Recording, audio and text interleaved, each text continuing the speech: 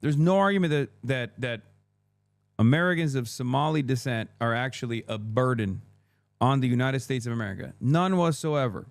He's not even attempting to find an argument where he'll like cherry pick data or something. He's just simply saying it. It's just his feelings over facts. No facts necessary, just my feelings. It's just common sense. It's just based. Okay? That's it. Countries you would, because they have the same problem that we do. But in a general sense, a lot of these countries, like you go to Vietnam, you wouldn't get away with this. This is outrageous. The level of entitlement that these people have is just unbelievable. Every country on the planet, with the exception of more repressive ones, will allow its citizens to criticize the government, okay? Minnesotan Americans of Somali background who are American citizens have every right to criticize the American government. If you don't like it, you can leave. You can go to a country where they're not allowed to criticize the government. Why don't you do that? It's one of the things that I love about America, as a matter of fact. It's one of the things I like about America more than China, as a matter of fact. You are un-American.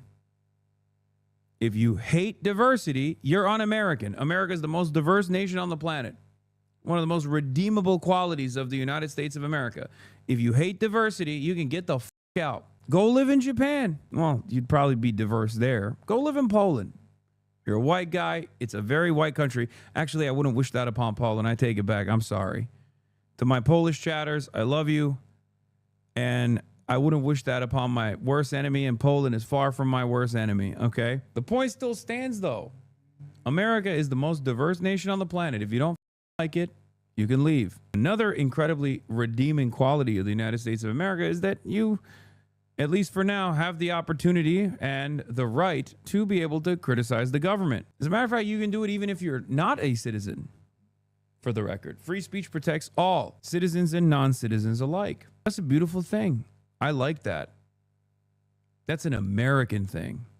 It's actually very different than any other country on the planet.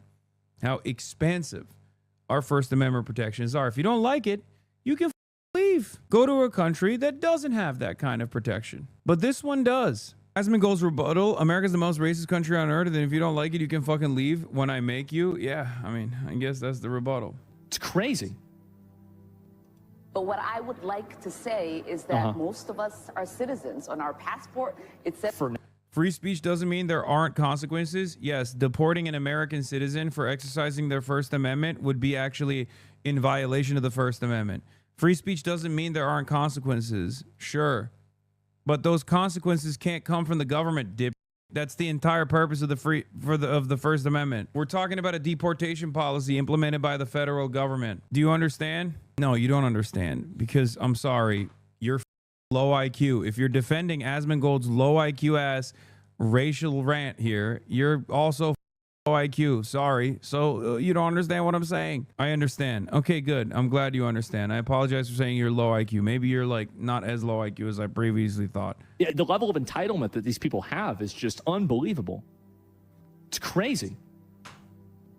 But what I would like to say is that most of us are citizens. On our passport, it says... For now. We are nationals of this country. For now. Yeah, again, pathetic, weak, insecure, for now. Leaning on the government to do harm to random people, including congresspersons. Yeah, you're fantasizing. This is a power fantasy, okay? This is a power fantasy. For now. One day we'll get our revenge. One day we'll get the government to actually denaturalize you. It's a power fantasy for weak, low IQ, hateful monsters. Okay? We love that Minnesota has welcomed us. Many of us have... Big mistake, by the way. Should have never made them citizens. Not been settled in Minnesota. We chose it as a home because the Minnesota people and the state is beautiful and very welcoming. And we are going to be here regardless of what the president has to say. No, just undo it. Just undo it. Yeah, that's it. Well, free handouts, deport them. Yep, doesn't matter to me. Absolutely. Deport him. American congressperson, by the way. Free handouts, deport him. How many Eurolibs you think go into Asmongold's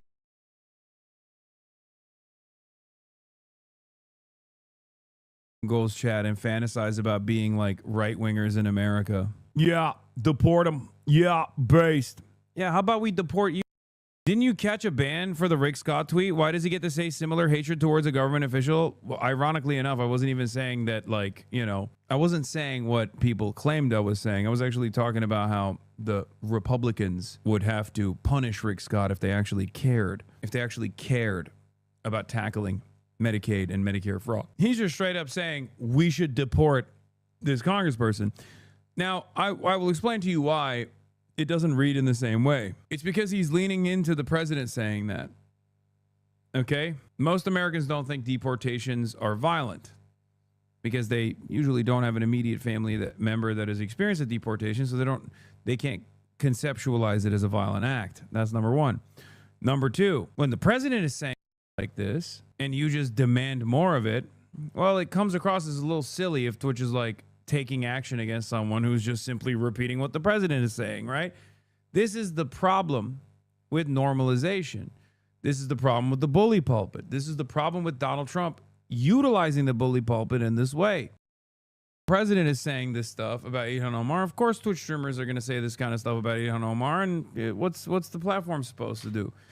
If Hassan says something comparable, the entirety of the internet's bot farms would be mobilizing to get him permabanned, but because it's Asmin, Twitch just doesn't give a It's not just that. There's also a more sophisticated campaign here as well.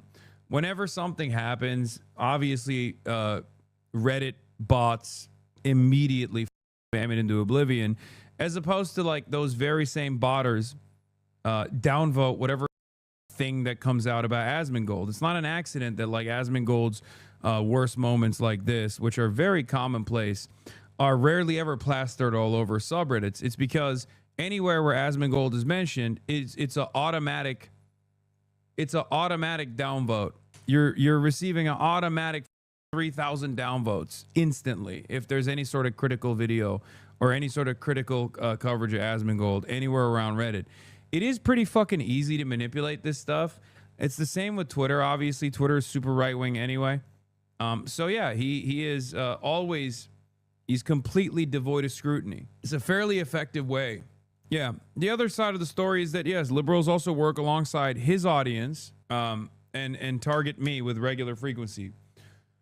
Most of the time, liberals don't have an issue with Asmongold's commentary. A lot of liberals on the internet, rather. Not like actual liberal voters. Actual liberal voters take one look at this guy and are horrified. But I mean like liberal content creators, or at least self-described liberal content creators on the internet, are actually perfectly fine with collaborating with right-wing figures, including people who I would say are presenting themselves as far right, like Asmongold. I mean, this is the most straightforward neo-Nazi style commentary I've seen from him yet. Last time I saw something as closely resembling Nazi sentiment was when he said Palestinians are an inferior culture and deserve to be genocided. He's done a poll. Majority of his chat is EU LARPing as no, I know. Yes, I know. He has a lot of EU watchers. Look at you and look at this here. So it's showing EU. Oh my God. Stream summary, maybe details. Wow. Yeah. So this is my stream. This is from today, and it's showing 40% for United States. Oh my God. That's insane. So online liberals love that he says all the nasty shit they believe deep down and are fine with unleashing the far right on minorities as a punishment for not voting for Kamala. Yeah. You don't understand, his entire stream has gotten so bad these clips aren't even the half of it. The people around him don't even say anything. Should we hit out on those associated with him? I mean, don't ask me for advice. I don't get it. He doesn't cover EU. Why would they watch him? Because there's a lot of late night shifters in the European Union countries that are unimaginably racist. I don't think you guys understand. European racists are playing in a much higher lobby of racism, much higher ranking lobby. In an MMR situation, the average American racist gets washed by the average European racist. Okay, I've talked about this quite a bit. Europeans get real nasty with their racism. And I'm not even talking about just like the Balkans or whatever. I'm talking like European social democracies. American racism is more simple. No pun intended, but it's a little bit of a double entendre actually, but it's very black and white. American racism is very black and white. It's like a caveman's version of racism. European racism is racism beyond your comprehension. Americans are simple-minded racists. Yeah, someone in the chat said it. EU racists actually read. Exactly. He wants to collab with Nick Fuentes too. Nick still wants to do a stream with Asman, calls him a common sense guy. Oh, what a nice guy. Basically nominate you for Streamer of the Year, Alex. Also, if non-political questions are allowed, what were your favorite video game releases 2025? All the best to you. Rooting for you from Finland. Yeah, Asmongold has been... Hey, ADL. ADL. Shouts out to the ADL, baby. Up my asshole the entire year, baby. Hey. All of the liberal Zionist Jewish advocacy groups. Shouts out to the you did it. Been up my asshole for the last 2 years. Here you go. That's the largest political commentator in North America. The largest political commentator on the same platform that the ADL and all these other institutions were trying to get me deplatformed from. We got to do a stream. Does he want me to reach out to him? I think that we might have to wait till next year for that one. I don't know if Twitch is ready for that one yet. Now, I will say it's not a matter of if, it's a matter of when. But I don't know if when is sooner than later. They should focus on the Mamdani tracker, you know? I know the position that I'm in. I feel like he's like the #1 streamer in the world. So I was like waiting for him to like... But maybe I'll hit him up because I really want to collaborate. I don't want to get him canceled, though. So if he doesn't want to do it, I totally understand. But maybe I'll hit him up this week and see if we could set something up if he's into it. But Asmongold, he seems like a very honest guy. Seems like he has a lot of... I'm too honest. That's the problem, is I just say what I think. That's the big issue. And sometimes what I think is something that's really crazy. Integrity. I know he's not... Yeah. I don't even think he's extremely right-wing. I think he's just kind of... I don't like illegal aliens in the country, and I don't like us sending money to Israel. I want us to kick out all the illegal aliens and the people that are mooching off our government that aren't even citizens here. I want to just kick them, get them out. That's what I think.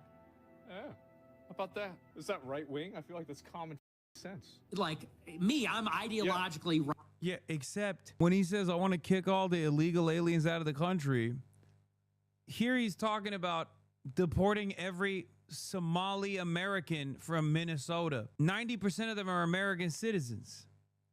So what happened? So I guess when he says illegal aliens, he means, you know, a group of people that happen to be American citizens too. He's talking about revoking the citizenship of an American congressperson of Somali background while fantasizing about collaborating with Nick Fuentes, an open neo-Nazi. Not that the word holds any power anymore because Israel kind of blew their load on yelling at every single person that is a decent human being that saw what Israel was doing and thought it was unconscionable. They just basically diluted the term anti-Semitism so much that virtually no one thinks anyone is anti-Semitic anymore. And they're still doing it. They're like calling Miss Rachel an anti-Semite. Spent 2 years calling me a anti-Semite. Oh, good luck. Good job. You did it. Now actual anti-Semites are just going to be seen as normal people who hate Israel, right? Oh, it's just common sense. Wing Catholic. I was raised, I had communion. Strikes me as someone who's just common sense. He agrees with a lot of the common sense things we talk about. He's not a psycho leftist like these guys like Hassan Piker that are, I think they treated him like shit over the years. He, like a lot of people, I think just saw what the radical left really was. A bunch of nutballs. But anyway, so maybe we could collaborate. Matthew P sent $25. It's not a... Yeah. Remember, Ethan Klein, who was Jewish himself, spent the last 2 years collaborating with this guy with endless attacks against me. He even went so far as to say, oh, I don't think Asmongold is like, you know, a Trump supporter or something. He's like pretty reasonable guy. Yeah. But he's like pro-Trump, isn't he? Oh my God, is he? I wouldn't say he. I have to imagine, right? I don't think he's like pro-Trump know. explicitly, overtly. I know people try to say that. I think he definitely leans more conservative, but I don't think he's as conservative as people try to paint him out to be. Well, let's see. Asman is Trump killed it He's Trump coded. That's No, a good. Trump killed it. What? Trump killed. That sounds pretty pro-Trump. He said Trump what? Killed it. Oh, killed it. In other words, killed we'll the execute dog. the I think baby. I think I would say he's Trump coded. Trump's good at this. ... Bruh. I've watched his content. It's not. That was said it's not- sarcastically. It's not super pro-Trump. He's Trump coded though. You should ask every remaining Ethan Klein fan how he feels about this in his conquest against anti-Semitism. Where's the context new for Asmongold, Ethan? Matter of if, but when. I just don't know if it's going to be soon. That's the way I see it. And, you know, I know the position that I'm in. He made Casey trying to apologize to that guy. I also want to take the opportunity to acknowledge other misconduct and bad behavior I have exhibited online. For example, weaponizing the death of Asmongold's mother was inexcusable. I should know better because I have 3 disabled people that rely on me. Moving forward, I will do better. Worst? Yeah, I think so. And settled in Minnesota, so they're settlers? I guess so, right? And because you had the best benefits? Yeah, of course, because Minnesota's giving them money. And it's very obvious, isn't it? What is the wait? What do you mean Minnesota's giving them money? Like, what is this argument? Why Minnesota? They're settlers? Like, none of this makes sense. I can't even make sense of what he's trying to say here. What's the argument? Yeah, I feel like that's clearly what's happening. And anyone can be a citizen now, a way to devalue it. I mean, it's not really about that. It's just about a general sense of these people coming into the country and then being a drain on the country. Like, it's literally that simple. So, yeah, people try to turn this into a race and a religious thing, and I'm sure for some people it is, but for me it's not. It's you're coming in here, you don't like the country, you want to change everything, you want it to be more like the shit. Somali GDP is around $12 billion. Somalis have an estimated $8 billion impact on the state's economy. Somali Minnesotans generate at least $500 million in income annually. They pay about $67 million in state and local taxes. It's extra crazy because Asmongold was on government handouts his entire life. He was on food stamps and shit. And I have no issue with that, for the record. I have no issue with anyone that needs government assistance to be able to get government assistance. Okay? Oh, there we go. Also, South Minneapolis native here voted Omar Fateh in the state Senate with flaming pride. My Somali neighbors were the best. The South Side was actually as deeply Somali as they want to believe. I'd have been happier. Like, the argument here is also incredibly stupid because, like, the Somali population isn't even undocumented. Okay? They're American citizens, right? Crazy.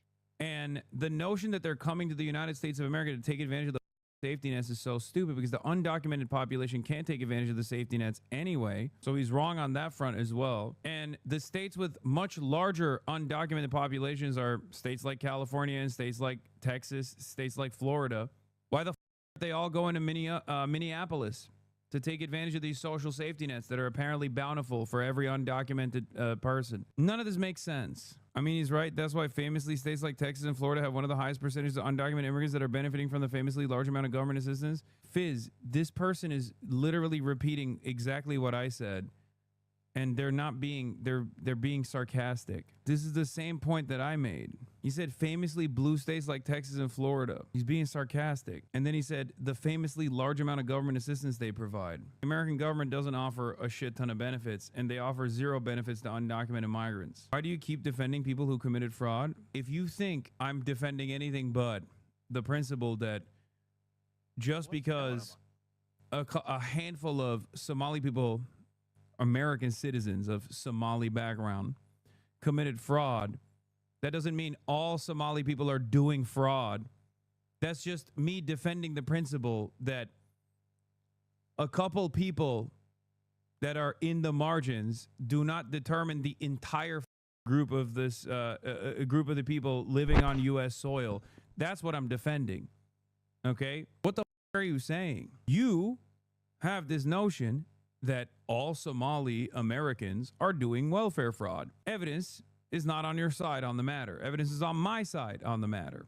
Just as though any random white person or a number of different white people do not represent all white people, a handful of Somali people do not represent all Somali people. Are you stupid? Well, yes. The answer is yes. You are stupid. Sorry. This is very low IQ behavior. This is why we need small government. We don't need a government that subsidizes poor individuals. Brother, you are barely sentient. In your shoes, I wouldn't be talking a big game about cutting government subsidies to poor people, okay? If you haven't been taking advantage of it already, you probably are going to desperately need it in the future. The f do you mean? This is why we need small government.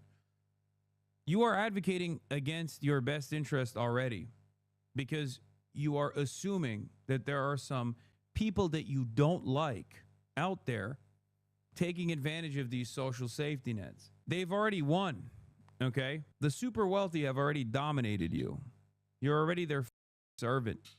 You're their dog. You're advocating against your best interest and the best interests of others with the same class position as you because you think there's people out there that you've been taught to hate that might be taking advantage of these programs. These programs are there so that people who are in the worst place in their lives can actually recover, can actually become productive members of society again. Anthony, what did I tell you about squeezing in over here? Fraud and healthcare fraud? I'm not going to say it again. I got my computer here. I got all the wires.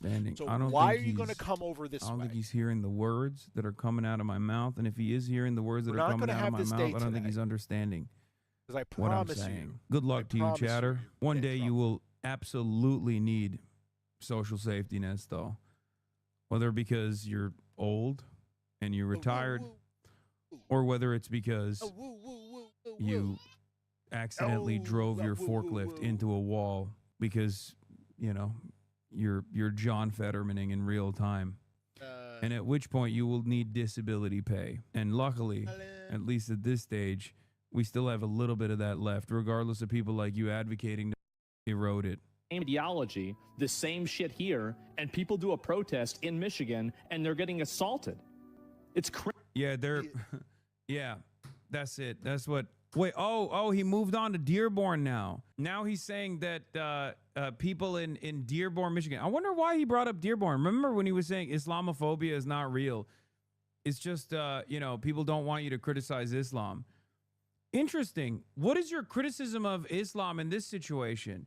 First, you say a Muslim, black, Somali background, American citizen congresswoman is a parasitic person who needs to be deported. Then you talk about how all of these other African nations are actually shithole nations and people are coming from these nations to leech on our social safety nets with no evidence whatsoever. And then you turn around and you start talking about Dearborn, Michigan. It's just all, it's all tying to this grand narrative. But it's just common sense, right? It's just common sense, dude. You don't get it. Matt Walsh chimes in. Oh, yeah, I know. This is the average IQ in Somalia is 68, which is below the line for mental.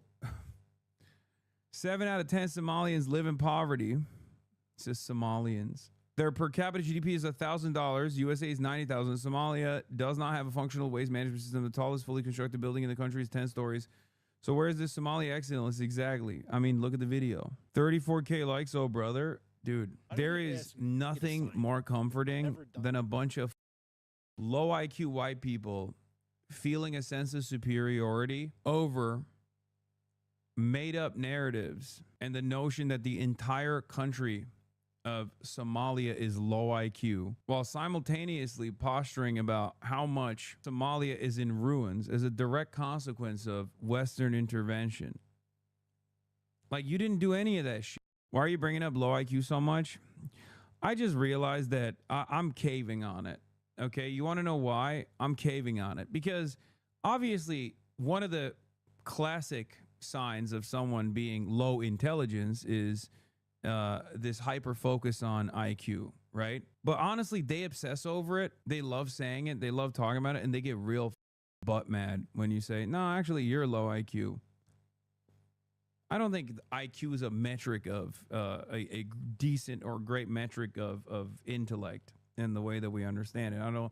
When someone talks about IQ, first of all, it's bastardized like this all the time. The shithole argument is entirely oriented around the idea of genetic supremacy and predisposition, i.e. Western white exceptionalism, and third world countries are third world because of the genetics of the population. Yep, they could not advance because they're inferior.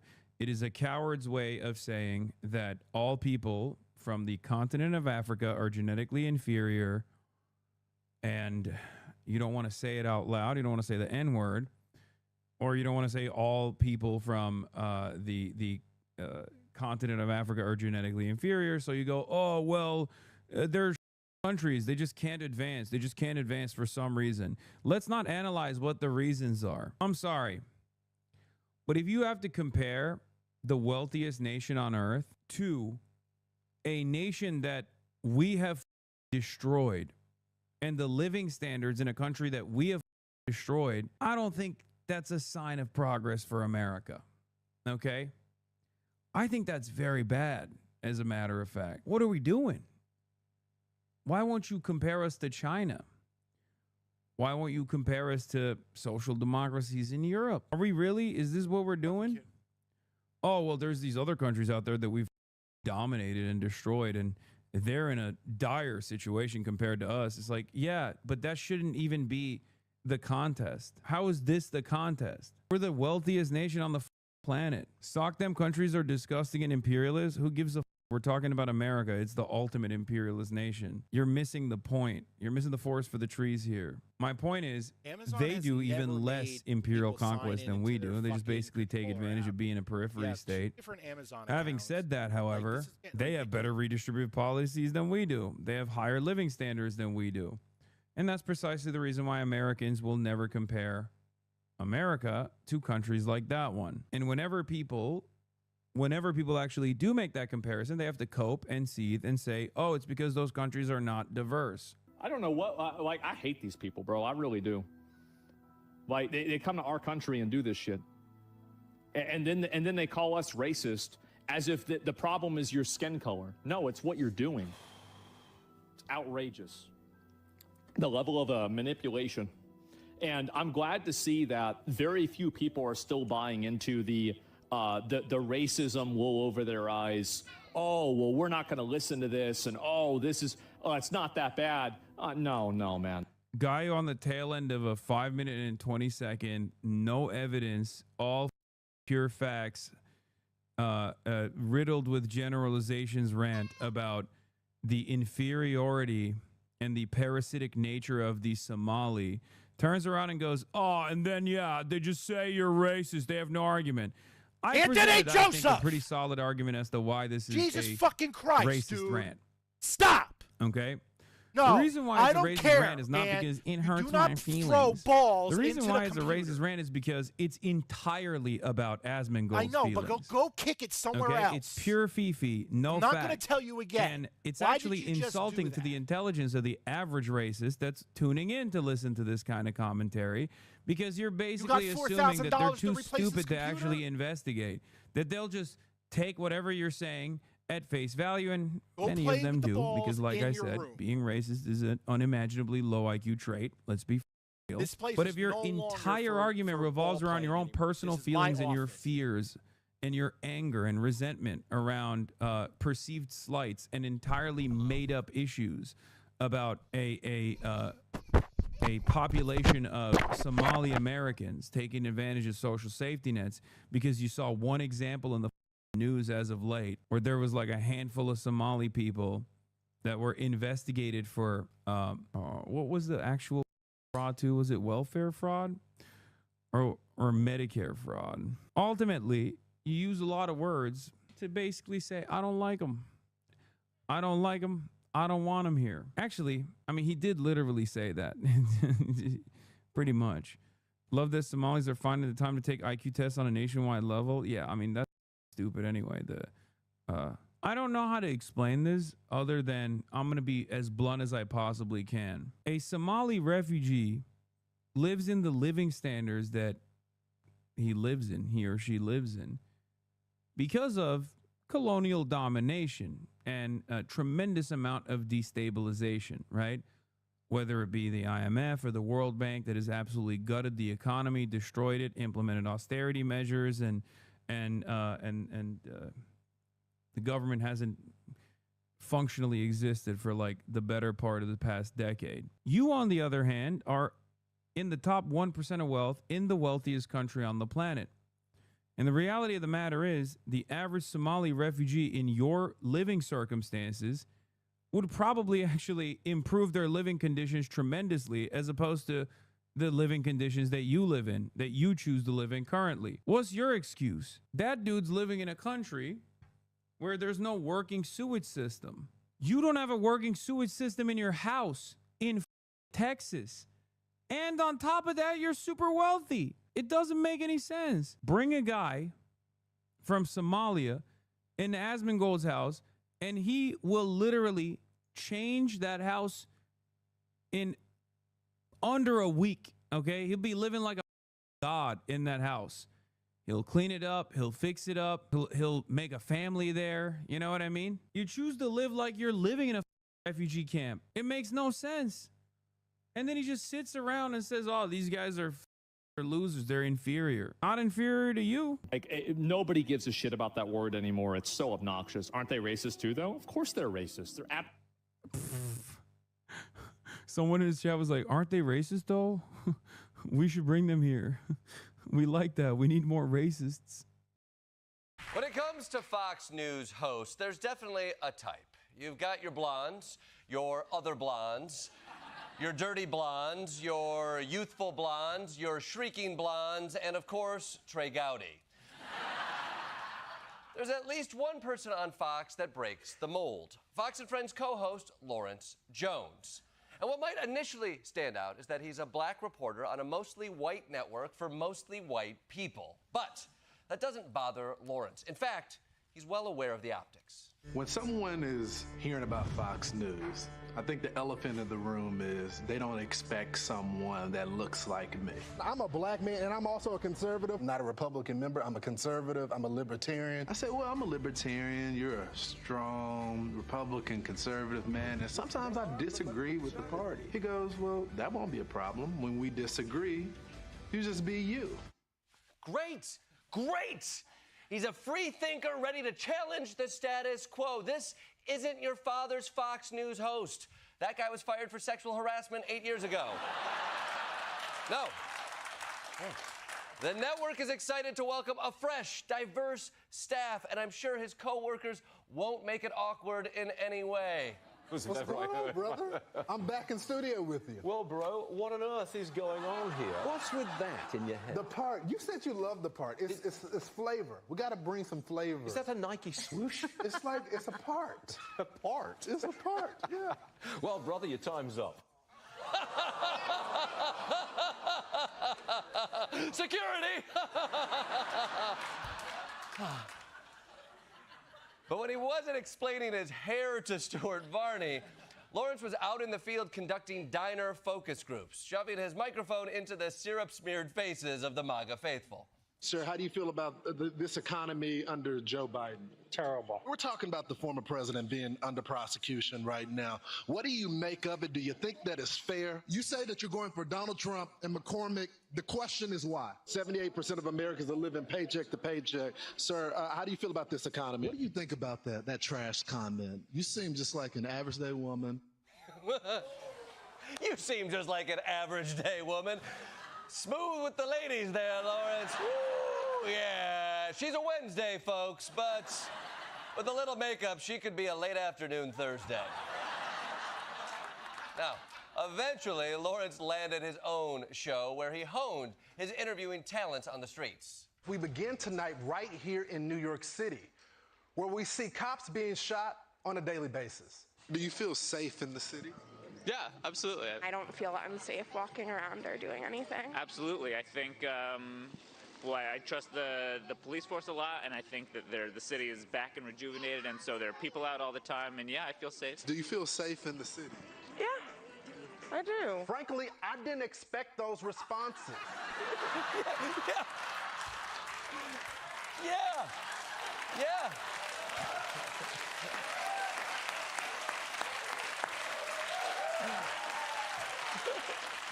Because you only watch Fox News! You know, and just a quick note, if you're trying to paint a city as dangerous, maybe don't do it from an artisanal farmer's market. The scariest thing there is the markup on heirloom tomatoes.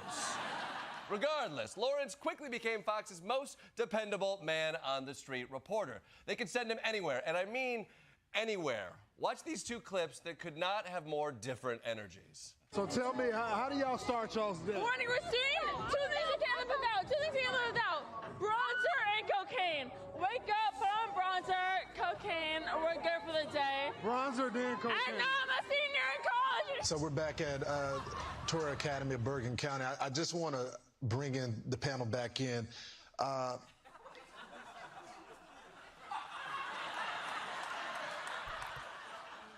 What does the Torah say about bronzer and cocaine? But Lawrence's beat wasn't just hard drugs and Judaism. No, Fox also sent him down to the border to report live from the war zone. Fox News reporter, contributor Lawrence Jones. Is there anyone that believes this is a manufactured crisis? I'm standing right on the border by the Rio Grande. It's right behind me. They didn't just tell me that it was a crisis. They actually showed me the crisis on the border. It is a crisis, Sean. They stole one of my ear pods. Crisis. Also, quick question. Lawrence, did that bulletproof vest shrink in the wash? I mean, it's supposed to cover more than just your nipples. What, are you running a marathon? What's happening here? Regardless of the ill-fitting apparel, going on Fox News assignments can be a humiliating experience. But Lawrence prides himself as a free thinker, a libertarian who will challenge Fox orthodoxy. So, when he actually had the chance to sit down next to the most powerful person on the planet, I'm sure he took his opportunity to ask the questions no one else on Fox News was brave enough to ask. We got a 6-year-old from Massachusetts, and he wants to know about your favorite animal. I love cows.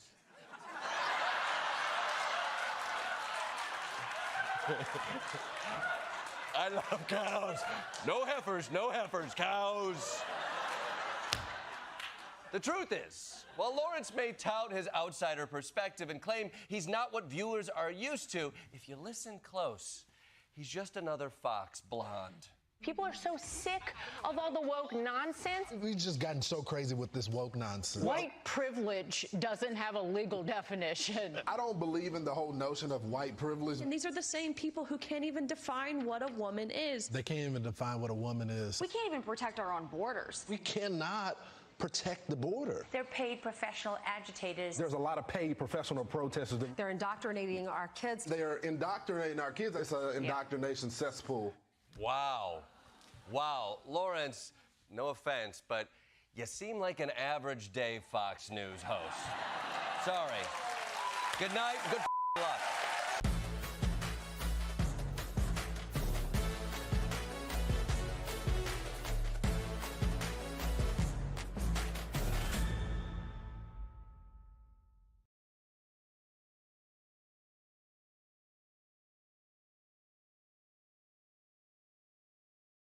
Welcome to the Daily Show. I'm Roy Chang. We got so much to talk about tonight. Trump pretends to care about soccer. Our national parks just got a little extra nationalist. And RFK Jr. tells you the best way to feed your baby before he gives it measles. So, let's get into the headlines. Let's kick things off with national parks. You know, that thing you see when you fall asleep in front of your Apple TV. They're one of America's most treasured institutions. And now the Trump administration is making some exciting changes. The National Park Service this morning making changes to which day Americans can enter national parks for free, now adding President Trump's birthday, which falls on Flag Day, and removing Martin Luther King Jr. Day and also Juneteenth. No word on why these changes were made, removing MLK Day and Juneteenth from that calendar. Yeah, no word on why Trump made these changes to MLK Day and Juneteenth at the national parks. I mean, what reason could that be? All I know is if you're a black bear right now, you're hibernating with one eye open. But at least he gave us a different free day. And I know you're going to say, boo, he's trying to make his birthday into a national holiday. Blah, blah, blah. But no, it's to know for what Flag we having Day. for dinner on New Year's. You know Flag Day. We already that have holiday cocktail we all wieners. know and love. All right. And we're going to make pigs in the where blanket. we stop whatever All we're right. doing to That's not going to be for dinner. go That's to a for national park and celebrate I'm not making those till like 8, flags. 10 o'clock at night. And speaking of people who love the great outdoors, let's talk about We're farmers. too old for this shit. They grow all the fruits and vegetables that rot in the back of our fridges. But they've had a tough time lately thanks to Trump's tariffs, which have contributed to a 50% increase in farmers going bankrupt this year. But don't worry, farmers. Someone is coming to save you from Donald Trump. It's Donald Trump. The Trump administration is giving America's farmers a financial lifeline as the country deals with the fallout from the president's trade wars. The president today unveiled a $12 billion aid package for farmers. We love our farmers, and as you know, the farmers like me. No, it's true. Farmers do love Trump. They do love him, even though he looks like the villain in a movie where someone loses their family farm. Like, you know how there'll be a scene where he drives up in a limo and he says to the family, "This is all gonna be a shopping mall when I'm through with you, dumb hicks." And then all the farmers say, "We love you, President Trump. Make America great again." Look, I don't know why they like him, okay? Maybe it's because his son scares away all the crows. I don't know, but the point is, after screwing them with his trade policies, he's unscrewing them with a $12 billion bailout, which is great. I mean, that's got to be all the money they lost, right? Maybe even more. That $12 billion aid package trying to help offset $44 billion in farming losses this year. Okay, hang on. Let me just do some quick math here. Yeah, I think carry the 1, and yes, 12 is less than 44. So basically, Trump f***ed up the economy so badly that now he has to bail out farmers, and he can only afford to give them less than a third of what they lost. Now, how do you rate an economy like that? But I do want to talk about the economy, sir, here at home, and I wonder what grade you would give A your plus. economy. A plus. Yeah, A plus, plus, plus, plus, plus. Amazing. A plus, plus, plus, plus, plus. I mean, that's the same score he got in his MRI. This feels like when your kid goes to like a Montessori school and the grading makes no sense. It's like, wait, is A plus, plus, plus better than a 4-leaf clover? Like, what does a little cow mean? Hey, look, can you read or not? But despite all that, the farmers at the White House did seem happy to be getting anything at all. Although one of them did have a special request. It's Christmas early for farmers. The other day I was reading my little boy a story at night, putting him to bed, and he said, "Daddy, I don't want Santa Claus to come to our house for Christmas. I want President Trump."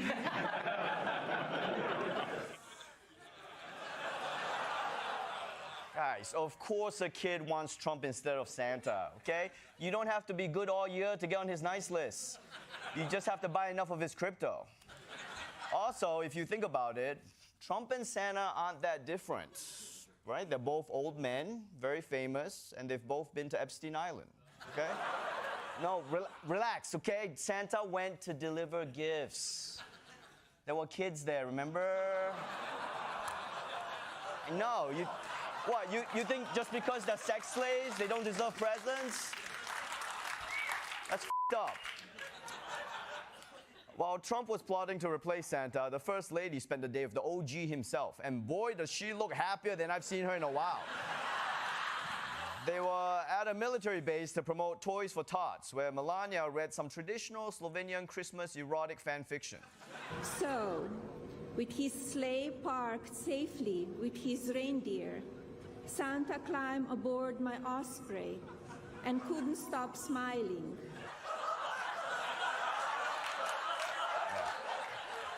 Wow, this is so hot. Santa climbed aboard my osprey and he pulled out his sack of goodies. Then he showed me North Pole. But Christmas isn't just about Santa. It's about visiting family. And Trump's transportation secretary, Sean Duffy, is trying to make that a more pleasant experience for everybody. So I'm announcing at DOT that we have $1 billion in funding for grant programs to make the experience better in airports. Maybe you want to have a different lane for families to get through TSA. How are you the transportation secretary and your big idea is the same one every annoyed dad has at the airport? It's like, hey, just open another lane. Yeah, you're secretary of transportation, okay? Any more great ideas? It might be, I want to expand the play areas for kids. You can expand the airport play areas. Those things are basically pandemic laboratories. It's like, hey, I have an idea. How about every kid from around the world gets together and swaps viruses before they get on a new flight? You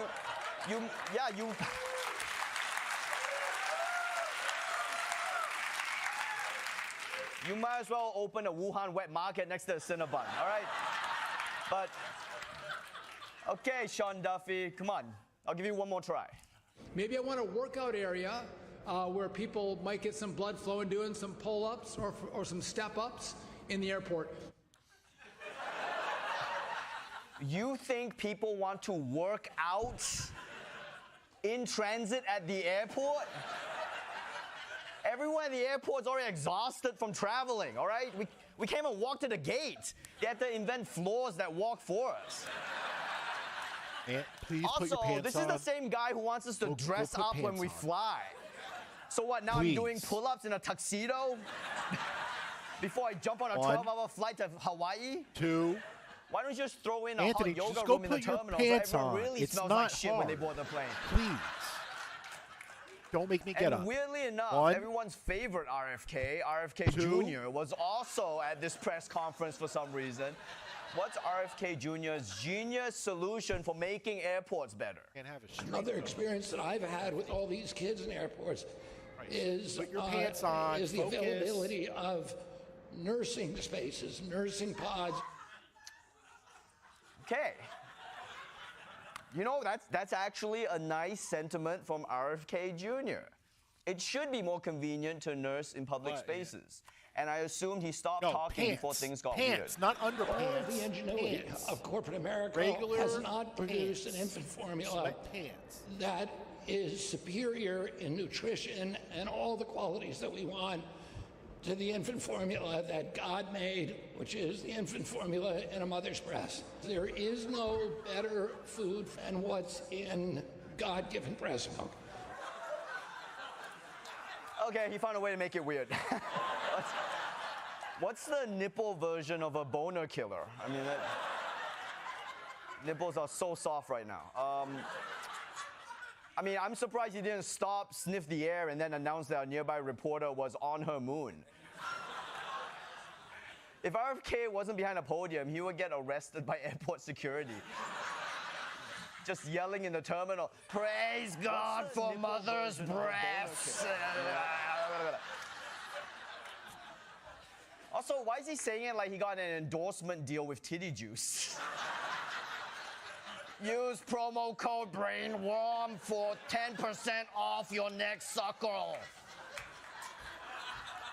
Of course, the press conference ended the same way all government press conferences do, with a masculinity contest. Check this out. It's Bobby Kennedy doing pull-ups at Reagan International Airport in D.C. He and Transportation Secretary Sean Duffy had a friendly pull-up competition as they were encouraging travelers to exercise while they wait.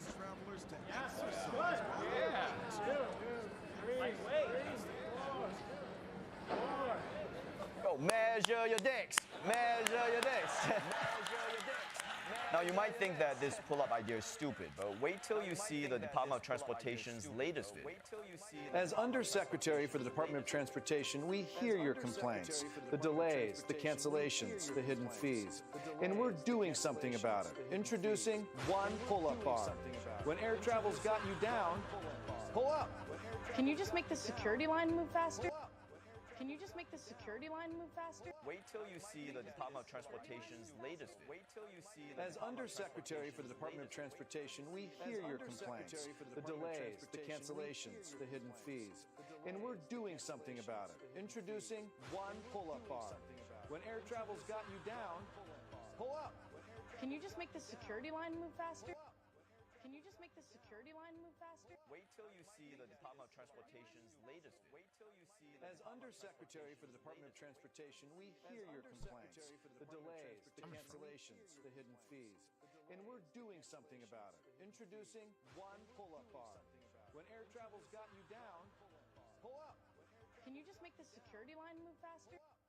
Can you just make the security line move faster? Wait till you see the Department of Transportation's latest. Wait till you see the As Undersecretary for the Department of Transportation, we hear your complaints.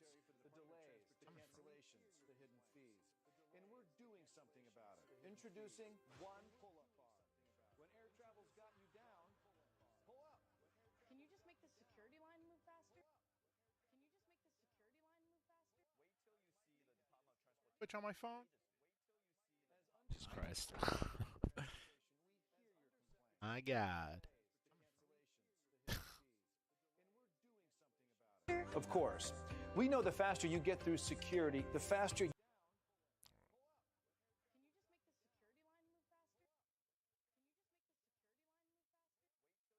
The new saying. I'm Mommy D. I'm Daddy Xander. She's Mommy D. I love you. Love you. Zoe made For Daphna, a licensed therapist specializing in trauma, and for Alexander, who's a musician, the healing process is ongoing. ABC's Nightline. The stories that shape your world, that shape your life. Dramatic, stunning, empowering, life-changing. For 45 years, the most powerful stories of our time. This is Nightline. Wherever the story is, Nightline will take you there. Just because it's late night doesn't mean you should be in the dark. For a brighter take on the day, this is ABC's Nightline. Late night ABC. We were two perfect little families that are all best friends. But he was crazy. Denise calls me and said Mike hasn't come home. There was speculation that he got eaten by an alligator. She starts an affair with my husband, Brian. It involved decadent sexual behavior. We don't need to be wiring up soccer moms, but she wanted answers. My heart is racing. This is where the good stuff starts. Mr. and Mrs. Murder. Only on Hulu. All across America. Good morning. Hello. Wherever we She starts an affair with my husband, Brian. It involved decadent sexual behavior. We don't need to be wiring up soccer moms, but she wanted answers. Ken, Logan, great to have both of you here in studio. Of course, the kickoff to season 3 of The Golden Touch. And talk a little bit about just the process of filming this series for Netflix. Of course, alongside Logan Paul, who appears in at least 2 or 3 of those episodes here. Oh, look, Yeah. I love the show. You know, King of Collectibles, The Golden Touch. This is our 3rd season, launched today. It's, you know, takes you into the incredible world of collectibles, the value of the items, the history behind it, the story of the chase, the excitement, and also the personalities that collect the items, that buy the items, and you know why collectibles are so incredibly important. It's a fast-paced show, and I love doing it. I hope I'm doing it 10 years from now. When you talk about personalities, no one's a bigger personality than Logan Paul. You seem to be clutching your chest right now. Is that because you're wearing a very expensive jacket? Yeah, well, yeah, the jacket is expensive, but that's neither here nor there. No, it's because I have the most expensive Pokemon card around my neck, and I let's see it. Superman. Oh my God. The one-of-one PSA 10 Pikachu Illustrator that is on season 3 of Ken's show. The most coveted card in the world. Absolutely. So those folks who aren't Pokemon experts, I mean, you famously bought this card back in 2021, the most expensive one ever. And this is a rarity. I mean, these cards weren't really sold. They were just kind of given out, right? And at some point, you managed to get a hold of one of the few, not only just intact ones, but I'm pretty sure this is the highest rated one out there, too. Yeah, it's the only one in the world. It's a PSA 10, meaning it's perfect. Yeah. And like I said, it's one of one. Like you said, it was one of 39 copies handed out in 1998 for a Pokemon illustration contest. So this card couldn't be bought. It was earned, which is part of the reason why the lore contributes to such a high value for the card. When you paid, what, by most reports, is upwards of $5 million for this. There are a lot of people that said you're an idiot. Yes. Like, what is he doing? Who would pay that much for a card? Now, I'm told that you're actually willing to put this back onto the market. You think you're going to get more than the $5.3 million that you paid for it? Look, that's honestly always the goal, right? But I actually say willing isn't a great word. I had to be convinced to put this card at auction. Ken has chased me for years trying to convince me to sell the card. And let's be honest, the Pokemon market is as hot as it's ever been right now. And those people who thought I was an idiot, I think I'm the one laughing in their face now, because Pokemon has delivered higher returns than the stock market in the past 20 years by upwards of 3,000%. And so, while I think this will probably go for more than I bought it for, it's an auction. But it is the best card in the world. There's nothing like it. And it's a piece of history now. I wore it out to my WrestleMania debut. It's on Ken's Netflix show. And I think we're excited to see what it can go for. And it's funny you bring it up when we talk about this idea of collecting. Just let's start with art, right? That was what, if you had a lot of money, you bought your Monets or Jackson Pollocks, things like that.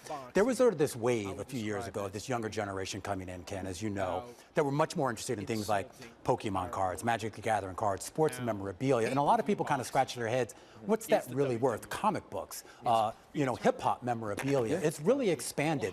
Talk about how that's expanded your business away from the more traditional collectibles that we think about. Sure. What you have to realize is that collectibles as a category right now is an asset class. It is an alternative asset class. And while maybe in 100 years ago and also in the 1930s, 40s, 50s, 60s, collecting art, whether it was Picasso, whether it was Renoir, whether it was Monet, Warhol, to go more recent, was what the quote super rich did, and that was the traditional collectibles.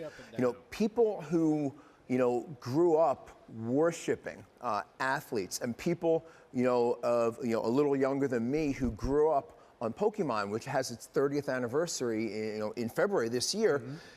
They did not grow up dreaming about owning a big art collection, and as they get into their 30s and 40s and 50s and late 20s, they have a lot of money.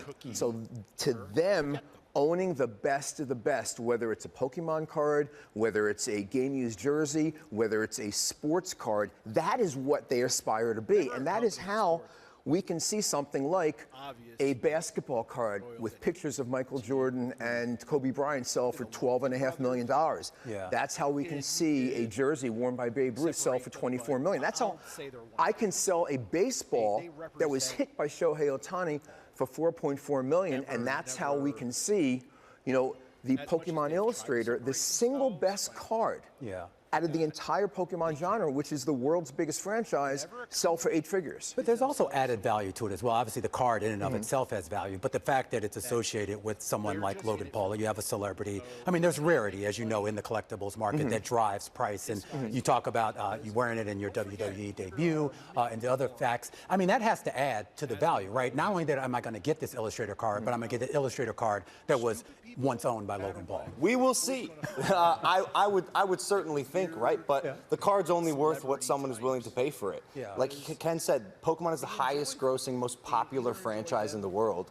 It's a Guinness World Record-setting card as well at this point. So it has the lore, it has the story. It does have all of the ingredients, include the actual substance of the card itself, to potentially sell for 8 figures, like Ken said. But we'll see what people are willing to pay for it. I would also like to point out most people don't wear 8 figures around their neck. Now is the framing and the chain, does that come with it, or is it just does it? Yeah, and I asked Ken if I could do it. I want to hand deliver it to the buyer, because when I bought this card from the guy who I chased it down for years, he was in Dubai, and he made it an experience for me, and it contributed to how I felt about the card. And so for whoever buys it, I would like to reciprocate that and make it an experience for them as well by delivering it myself. Logan, talk about some of the other things that you've bought, collectibles that you've bought. And I am curious also, how do you make sure that what you're getting is authentic, that you don't sort of get taken by somebody trying to pawn something off on you? Well, actually, I've bought a decent amount from Golden Auctions, and the goal there is that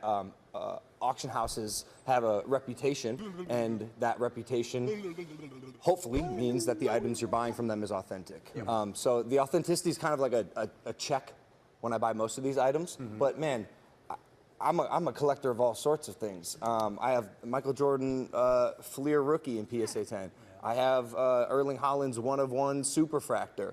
I got Wayne Gretzky's last championship game hockey stick for $336,000. I bought a meteorite older than the Earth, 4.5 billion years old, for like $80,000. Yeah. Cave bears, a dinosaur skull, a triceratops skull in my living room. Bob Ross painting. A Bob Ross painting. Like, dude, I love collectibles because they mean something to me. They're an art piece, and hopefully they appreciate and value because it's part of this strategic asset class that I think people are now finally becoming aware of. And so, Ken, talk about that asset class. I mean, we're talking about a market now, the broader 100%. Collectibles market. If you just take traditional art out of it, you're talking about a few $100 billion now. And it gets to this idea of what comes next. I mean, what do you think that next generation are going to be chasing after? Because I assume it's going to be something maybe a little bit different. Sure. I mean, look, I think, and as far as sports cards, what I tell people is, professional baseball has been around since the 1860s, and baseball cards have been around since the 1860s.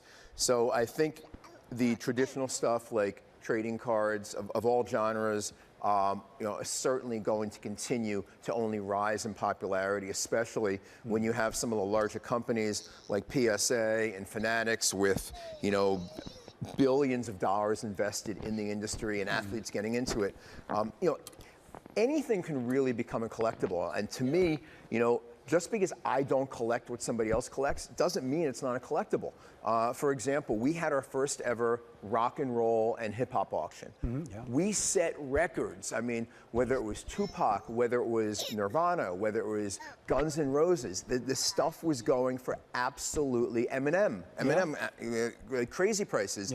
And for albums and for graded albums. And what really made the trading card market take off is when the grading companies came in. And now there are companies that grade, cassettes and albums and CDs, and the market's taking off. And it's funny you mentioned, I mean, the hip hop auction was big, and as somebody who collects a lot of stuff from hip hop, a lot of that stuff was seen as worthless just a few years ago, and now you have, I think it was Christie's or Sotheby's doing their own sort of hip hop auctions. But it gets to this idea, and I want to get to this idea with you, Logan, the idea of kind of being an outsider. I mean, your fame and your celebrity did not go through the traditional path. Obviously, you with Vine and YouTube, and eventually with wrestling and all the other ventures that you have here. And I do wonder if that parallels kind of what we're seeing also in collectibles, where you have people just saying, no, we don't need to do it the old-fashioned way in terms of what we collect and how.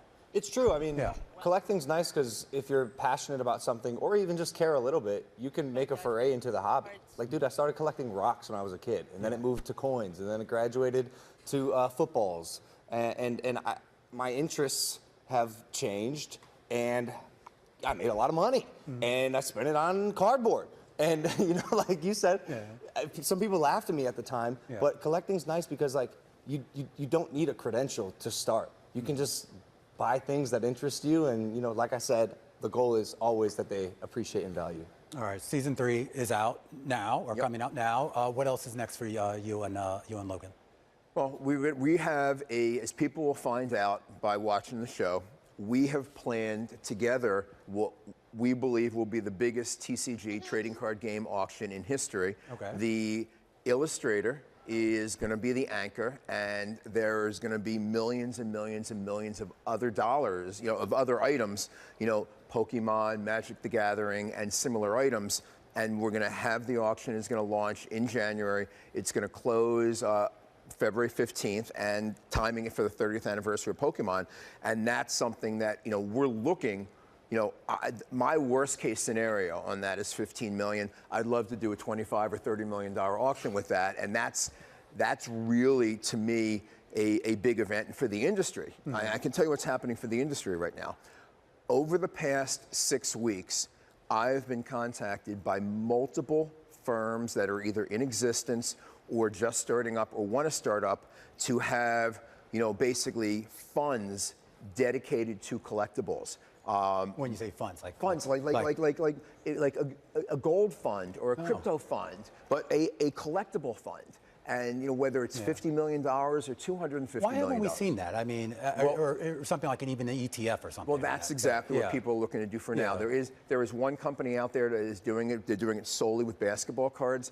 These people want to do a more broader basket, and as probably hobby-wise the most well-known guy, they're coming to me and asking for advice. But I think that is really going to take the market to the next level. And you think that's possible? I mean, with I think regards it's to the very regulations, possible. you think they would sign There's one off on it? successful fund Yeah. that's operating right now, and but it's very private, very closely held. Sure. But I do think that there's so much opportunity. I expect that to happen.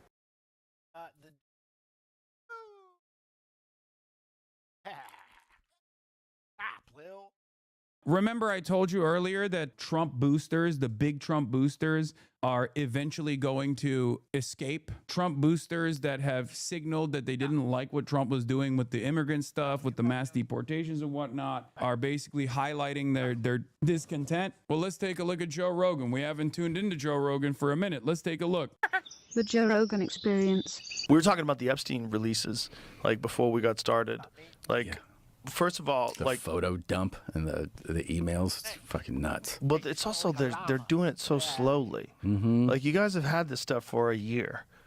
Like, and we were promised multiple times, it's coming, it's coming. Doesn't it seem like you could just throw all that into AI at this stage of the game? Yes. And just redact the names of the victims and let's go? Yeah. I love Ape Brain, dude. Ape Brain is so awesome. Ape Brain is so awesome. Yeah, just throw it into AI, bro. Yeah, they did do that, I think. And that's part of the reason why there's so many.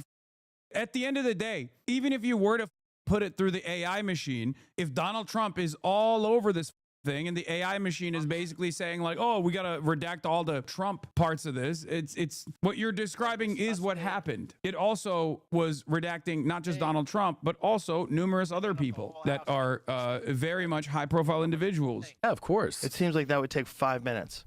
I mean, it feels like, you can't help but feel like the administration is just like watching their back, and that's why it's happening. Watching someone's back. Yeah. I mean, it's all speculative why they haven't released it, but it's not good.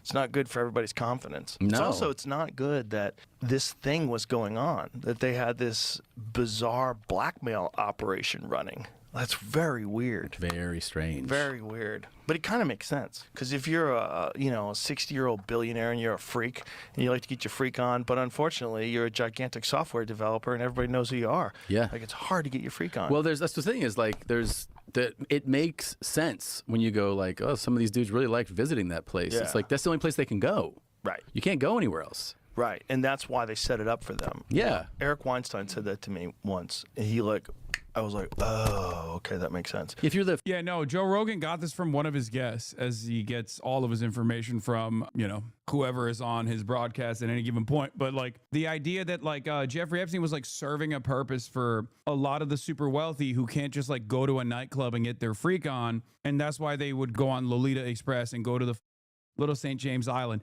Now, I'm going to be as charitable as possible to the ape man here and say that he's not saying this as a positive. I think he's saying like, it's bad that this is happening. I suspect that he now thinks it's bad that this was happening. All the wealthy elites, which Joe probably is a part of at this point. I do think he's a part of is bad that they're going to a children island. Former president of the United States. You can't go to a nightclub. Yeah, he said, I think there are people out there that provide experiences for certain people that have a hunger for them. Yeah. I was like, of course. And that's also how they compromise people too, right? Oh, yeah. That's how they get you to vote the way they want you to vote. I'm telling you, he's leaning into the blackmail of it all. Play ball, Bobby. We got video, you sucking a dick. Yeah. Yeah. What do you want to do? What do you want to do? Yeah. Because I bet all those people have something on them. That's how they stay in the game. They have to. It's like skull and bones. You got to suck the dick. Well, look at otherwise we can't trust you. For the Epstein, look at the level of people that we're visiting. I mean, it's all at the highest level of influence, power, and fame. Yeah. And so you go, this dude wants to do some wild shit. He can't go to Cheetahs and get it done. You can't do it. He's got to go somewhere. Yeah. What sounds good? A private island. Yeah. He can't just order up a call girl. It's too risky. Where are you going? I'm going to Captain Billionaire's house to go suck his dick. I do it every Tuesday. Plus, I'm on meth, and I'm really good at keeping secrets. Yeah. The thing is, Joe, this past year you've had numerous people that were directly connected to Jeffrey Epstein on your podcasts, including the guy you said should be the next president, the guy who received your endorsement, Donald Trump. You had Donald Trump's FBI director, Kash Patel, on, where he did this half-assed defense of Donald Trump, and it was so bad that even you actually called it into question. You had Elon Musk on. You had Peter Thiel on. Like, you had so many of these motherfuckers, RFK Jr. on. Isn't there just a moment where you turn around and go, yeah, maybe I'm actually putting these possible elite pedophiles on a platform here and just kind of defending them and making them look better to the best of my ability, even though they're really incompetent and have a really hard time presenting themselves as human. These guys, it's dark. It's fucking dark. So some guy comes along and says, I can take care of your problem. And then and everybody says, oh, trust me, he's a great guy. He's really cool. Yeah. And he's got a great he also sense does of this humor. thing. Yeah, great sense of humor. Yeah. His staff love him. Yeah. They also do this thing where, it's like you're going to hang out with other famous people, so it must be safe. Mm-hmm. Hey, Bill Clinton's here. This is no problem. Didn't Trump personally thank him for helping him get elected? Yes, he did. Yes, he did. I just received word about Joe Rogan's endorsement. He's a fantastic guy, and it's a great honor to receive it. Thank you, Joe, very much.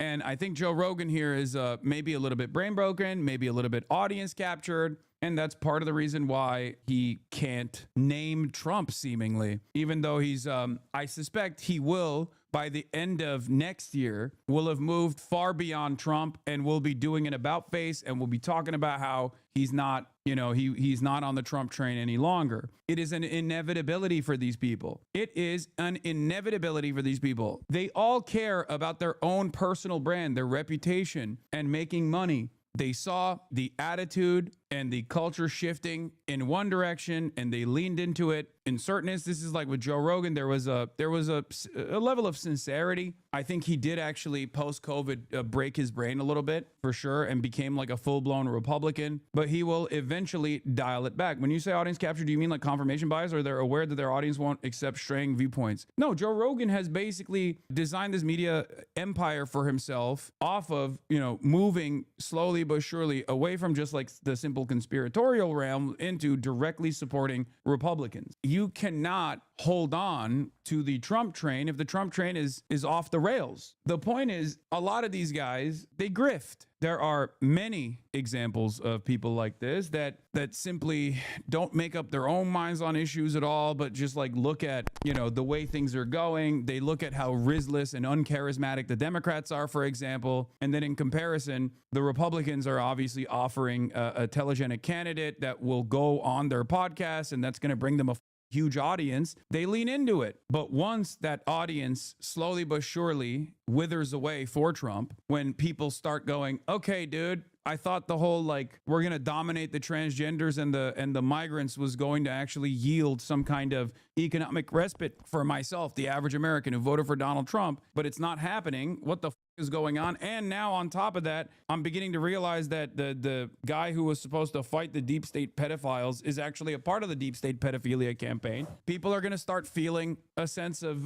buyer's remorse, the Fell for It Again awards, right? When that happens, people start questioning their favorite content creators who have sold them this lie. They start going, why are you saying these things, Joe Rogan? And Joe Rogan is smart enough at this point in his career as a profoundly successful podcaster and the voice of reason for all of your coworkers, basically. Joe Rogan is going to notice that people are actually pulling that, getting off that exit ramp. And he's going to slowly but surely start moving away from the Trump camp. This is a statement released by the spokesperson. This is what I've said over and over again. For many Americans, especially the American consumers, broadly, politics is about vibes, okay? It's not about tangible goals. It's not about organizing towards reaching certain tangible goals. It's about just vibes. It's about being a part of one team over the other, okay? And even liberals entertain this. Even liberals get into this in the same vein, like where they also do team sports, right? When politics is all about team sports, and your goal is simply to be on the winning team, when your team starts losing, you drop it. You drop the team. It's that simple. Spokesman for Bill Clinton. Oh, let's read that. Yeah. Wait a minute. There's a person who signed it. My name is Angel Urena, spokesman for the former President Bill Clinton. Isn't that weird? He's the deputy chief of staff for Bill Clinton. Okay.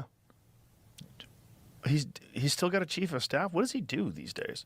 Epstein Files Transparency Act imposes a clear legal duty on the U.S. Department of Justice to produce the full and complete. Remember, virtually all of these people during peak woke, whether sincerely or insincerely, were throwing up the black fist to say Black Lives Matter. Okay? That's what I always go back to. Every single one of the supposedly apolitical guys that boosted Donald Trump, from Aiden Ross to XQC to all these other motherfuckers that literally directly played a role in Donald Trump getting elected to be president, they all did the Black Lives Matter posts in 2020. They were like, oh my God, I'm with you all the way. So much so that they couldn't even believe it. Like, they couldn't even believe that they actually had said those things. They were being reverse canceled by their audiences. Like, Aiden Ross was being canceled by his audience for being pro BLM a couple months prior. XQC even forgot that he had actually done a pro BLM post and literally said it was fake, only to realize, no, he actually had done it, because it wasn't sincere. Okay. It was never sincere. It was simply just the meta. Okay. It was just the meta, which is why I think it's always projection whenever people like that turn around and say, I'm a grifter, when my positions have not, changed. Yeah, this is what I mean. It's a shame it even has to be stated, but of course, hashtag Black Lives Matter. We love you. Keep fighting the good fight so everyone understands this. I want everyone to feel safe and respected. Yeah, hashtag bring this back, says XUC Fangirl. The replies on this give really good insight on how much fact checking is being done on X these days. Most of the replies are saying he changed LMFAO. Literally not a single person even verified if the tweet was real. Cringe. It turns out he was one of the people who didn't even verify the tweet was real, even though it was his own tweet. I do respect that he kept the tweet up, and even this one, for the record. I'm not even going to delete the main reply. That's just too good. You only get to this level if you have no sincerely held beliefs and you're just kind of reacting to politics. That's it. Like, politics is no different than watching like a JCS video. American politics, from your perspective and the perspective of your audience, is nothing more than just like team sports, entertainment, just something that you're fascinated by. It's like a UFC fight, or, reacting to football, right? And that's precisely the reason why, unfortunately,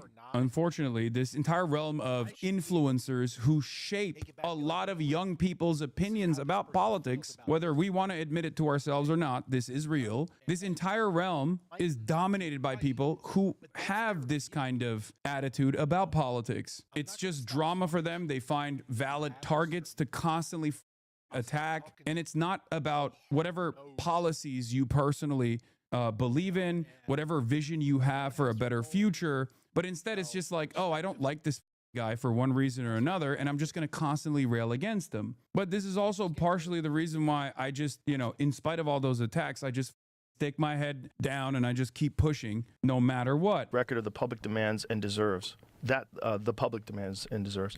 However, what the Department of Justice has released so far, and the manner in which it did so, makes one thing clear: someone or something is being protected. We do not know whom, what, or why. This is like the killer pretending to be the detective. Yeah. We've got to solve this crime. We do not know whom. This is the killer joining the search party. We do not know whom, what, or why. We have photos of you in a fucking hot tub, buddy. But we do know this. Buddy, you had Donald Trump on your podcast. You endorsed him. He is just as liable as Bill Clinton is. He has yet to say Trump's name once, by the way, while he's talking about this. I wonder why. Need no such protection. Accordingly, we call on President Trump to direct Attorney General Bondi to immediately release any remaining materials referring to, mentioning, or containing a photograph of Bill Clinton. This includes, without limitation, any records that may exist and are subject to disclosure under the Act, Public Law 119-38, enacted on November 19th, 2020. And for the record, when you say, how can you be a fan of these guys? Like, imagine you're a Trump fan who watches the Rat King and then has to act like he never supported Trump. Are they still going to watch him? No, you don't understand. People who have no personal conviction in politics but simply react to it as drama will be at the mercy of their audiences. So if their audiences start shifting away from Trump, they'll start shifting away from Trump. That's why I said the grossness in which a lot of this like Twitter-backed far-right commentary has made people disgusted with the modern right wing is the reason why the pendulum is swinging in the other direction again, where, you have this comeback of woke. The comeback of woke is not because the Democrats have made woke trendy again. The comeback of woke is not even happening because I've made woke trendy again or something like that. It's happening because people are genuinely grossed out by what they see on their timelines all the time. I'm sure it's swept away a lot of people into reactionary sentiment. There are definitely a lot of people who saw all the Nazi and we're like, you know what? This is kind of edgy. This is more in line with my worldview. But there are plenty more people in the margins or in the middle that look at this stuff and go, the vibes are on that side. I don't want any part of this. I don't want to do anything with this. This is gross. I'm out. And when that happens, when the entirety of the right is basically crying like whiny little babies over and over and over and over again, of course people are going to inevitably pull the ripcord. They're going to be like, oh, God, you're gross. You're loser, you're crying about, you know, the white race being under fire. I'm a white guy. I don't even understand what the you're talking about. Talk about the grocery prices. Shut the up about this. 5, including grand jury transcripts, interview notes, photographs, and findings by the. This means a deal was made. So if you have a press release like that, that means the call went well. Yeah. You got a deal in. Whew, we're good. We are good. All we have to do is let him run for a third term. And we're fine. Look. He's Dude, Clinton chilling in that hot tub too. Hey, I would chill in a hot tub too. It feels nice. Yeah, it feels nice, but it's just like what's the big deal? You're chilling in a hot tub. If I went to your house and you had a hot tub, like let's all get in the hot tub. I get in there. Come on take over. A picture of me. I'm like, dude, yeah. I don't even know her. Yeah. Why'd you do that? I don't know. I didn't know how old she was. And you got cameras up all over your house. Yeah. He knew what he was doing. Oh yeah, probably watching people do coke in the bathroom. You got cameras of that. They were probably doing all kinds of. He was compromising a lot of people. Mm-hmm. And made a shit ton of money doing it. God damn, he sure did. Boy, that's what's really weird. Like, he got gifted. Do you really think that any of these right-wing audiences will snap out of it and move to the left? Because to be honest, I think it's way more likely they're pushed further right. I think there will be a lot of people that are pushed further to the right, but there will be some who actually snap back to reality. And yes, they will eventually. No, don't say no. You can't automatically assume that all of these people are eventually going to do a full right-wing tilt and go further and further into the realm of like, you know, anti-Jewish conspiracy, stuff like that. Like I've said, part of it is because in spite of my best attempts at pulling people back to reality, there is a major market out there with a ton of apolitical centrist content creators who played a formative role in undermining every single leftist, every single person that is to the left of the Democratic Party who was critical of the Democratic Party. Joe, just admit this administration conned you, bro. Jeffrey Epstein didn't kill himself. Cash Patel needs to be in prison for lying under oath.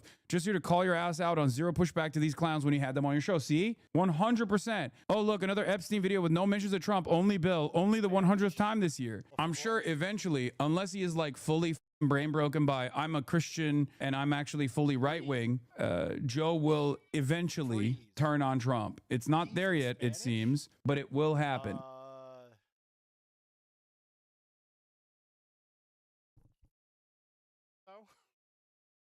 The book is called Apple in China, the capture of the world's greatest company. I've got to tell you something. You know, I'm not much of a reader. I was going to wait for the movie to come out. But honestly, like, this is jaw-dropping. Yeah. This book is jaw-dropping and so well-researched. It's not a polemic. It's not hyperbole. It's the story of how China basically was built as a country by Apple. Is that? Yeah, like I say that sometimes, and it sounds totally unhinged, and I get that. Yes. Right? And yet, like, what happened is, like, I came across the internal documents after speaking with 200 people, and I figured out that Apple was investing, by 2015, $55 billion a year into China. So this is mostly like they spend loads of money, billions of dollars, on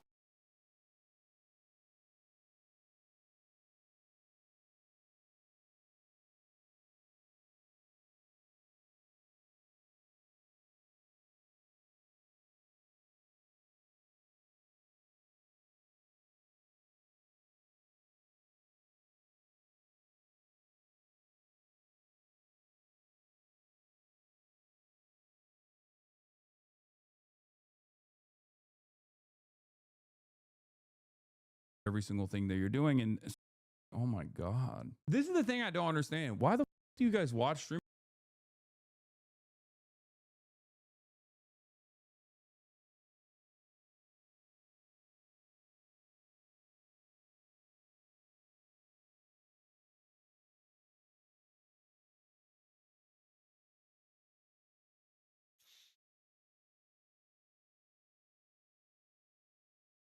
Oh my stars, she's actually smiling. The alleged perp is smiling. A 20 to life sentence will wipe that smile right off her face. Chief, 2 words, nail her, nail her. This woman, oh yeah, she's having supper with Satan. Breaking news tonight, a precious teen girl in a vegetative state, like a coma, relentlessly by a nurse. And, lucky for me, it's all caught on camera. Good evening, I'm Nancy Grace. This is Crime Stories, and I want to thank you for being with us. The patient couldn't move, couldn't speak, couldn't defend herself, but a camera caught it all. And now this home health nurse is behind bars. Home health, my rear end. Talk about a felony defendant. That's what I'm talking about. Joining me, an all-star panel to make sense of what we know tonight. But first, before I even get into the facts, I want to go out to a special guest joining us who's taking time from solving crimes right now and answering calls. Chief Douglas Gerke, joining us, St. Cloud Police Department in Florida. Chief, thank you for being with us. You know what, Chief? Do you ever get tired of the most vulnerable, the most defenseless, the weakest people in our society getting preyed upon and mistreated just for the fun of it? Do you ever get exhausted and go home and say, I give up, I quit? You know, Nancy, I appreciate that, and I appreciate you having me on the show. And, you know, every day we come to work every single day to ensure that our community is not preyed on. And, you know, some of the things I've seen in my career, almost 25 years, it's shocking to see the videos of what occurred in this case specifically. It reinvigorates our mission every single day to come out and, again, protect those that are unable to protect themselves. And that's exactly what happened in this case. But there was a lot of things that came together to make this work. And, you know, I give a lot of credit to our detectives, but I really give a lot of credit to the family that actually had the cameras set up, that recognized this, that came to law enforcement, and we partnered with them to make sure that this person is actually never able to harm another person. You know, Chief Gerke, right now, as we are on air, my mother, who is 93 years old, lives with me, is in the hospital. I think she's going to be fine, knock on wood product. But I surprised the staff last night. I snuck into the hospital. Well, not exactly. I wasn't trespassing. But I went in around 11 o'clock last night to surprise all the nurses to see how my mother was doing. I'm happy to report there was somebody sitting in there with her and she was fine. Okay, I surprised them in the middle of the day yesterday too. And as soon as we get off the air, you know where I'm going, straight back over there to ambush them because of this case, because of cases like this, because there she is, completely vulnerable.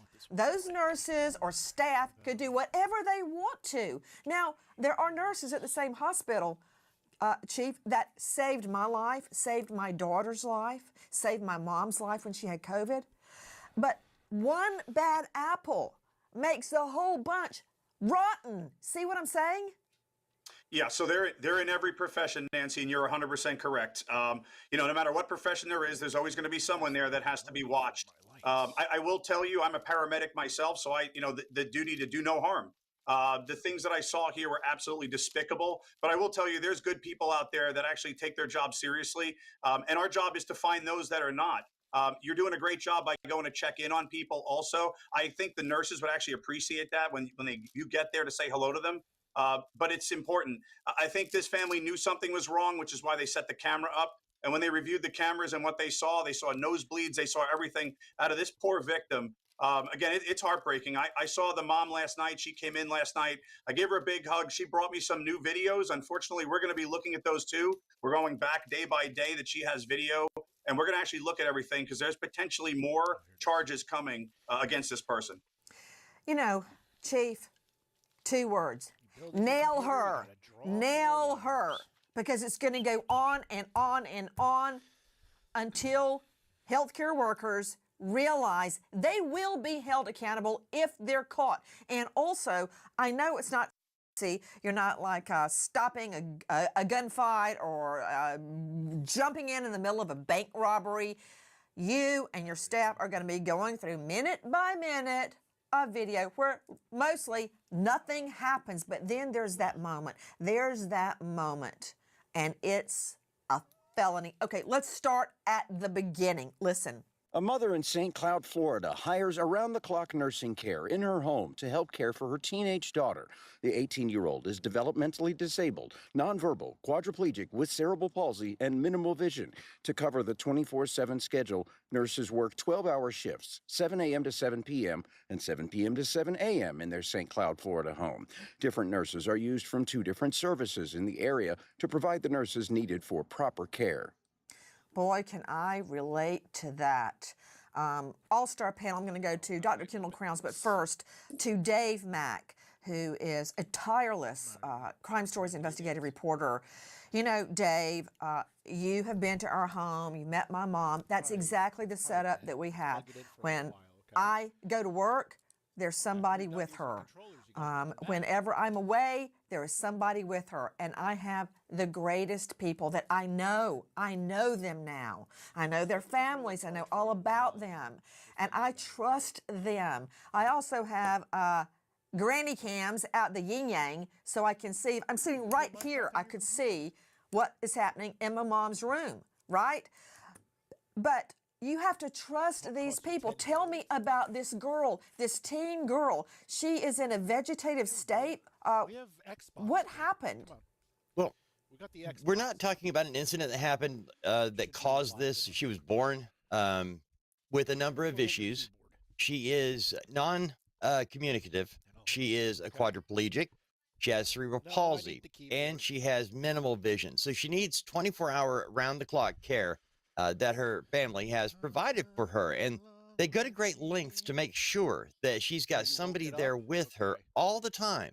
They work shifts from 7 p.m. to 7 a.m., 7 a.m. to 7 p.m. And in this particular case, the same nurse has been there every Friday, working the 7 p.m. to 7 a.m. Saturday morning shift for over a year, Nancy. Oh, my stars. No wonder Chief Gerke has a lot of video. Over a year, this minion from hell has been with this little girl, this teen girl. Let me go to Dr. Kendall Crowns. Guys, Dr. Kendall Crowns is the chief medical examiner, Tarrant County. That's Fort Worth, Texas. Never a lack of business there, I like to say. He is the esteemed lecturer at the Burnett School of Medicine at TCU, and he has just launched a hit podcast called Mayhem in the Morgue, and I've listened to it, and it is him describing very unique cases that he has worked in the past. At the beginning, you couldn't really tell what was going to happen with the COD cause of death, and then he puts it together like a Hercule Poirot in the end, and it all makes sense. It's pretty amazing, Dr. Kendall Crowns. So that's a whole nother can of worms. Dr. Crowns, could you just tell me, what does all this mean? As I like to say, I'm just a JD, you're the MD. Now, this teen girl, developmentally disabled, she's nonverbal. I know what that means, she can't speak.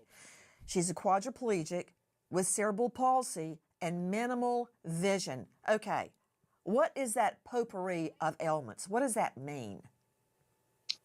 So let's start with cerebral palsy. Cerebral palsy is a condition in which there is essentially brain damage and the individual does not function as well as a normal individual would.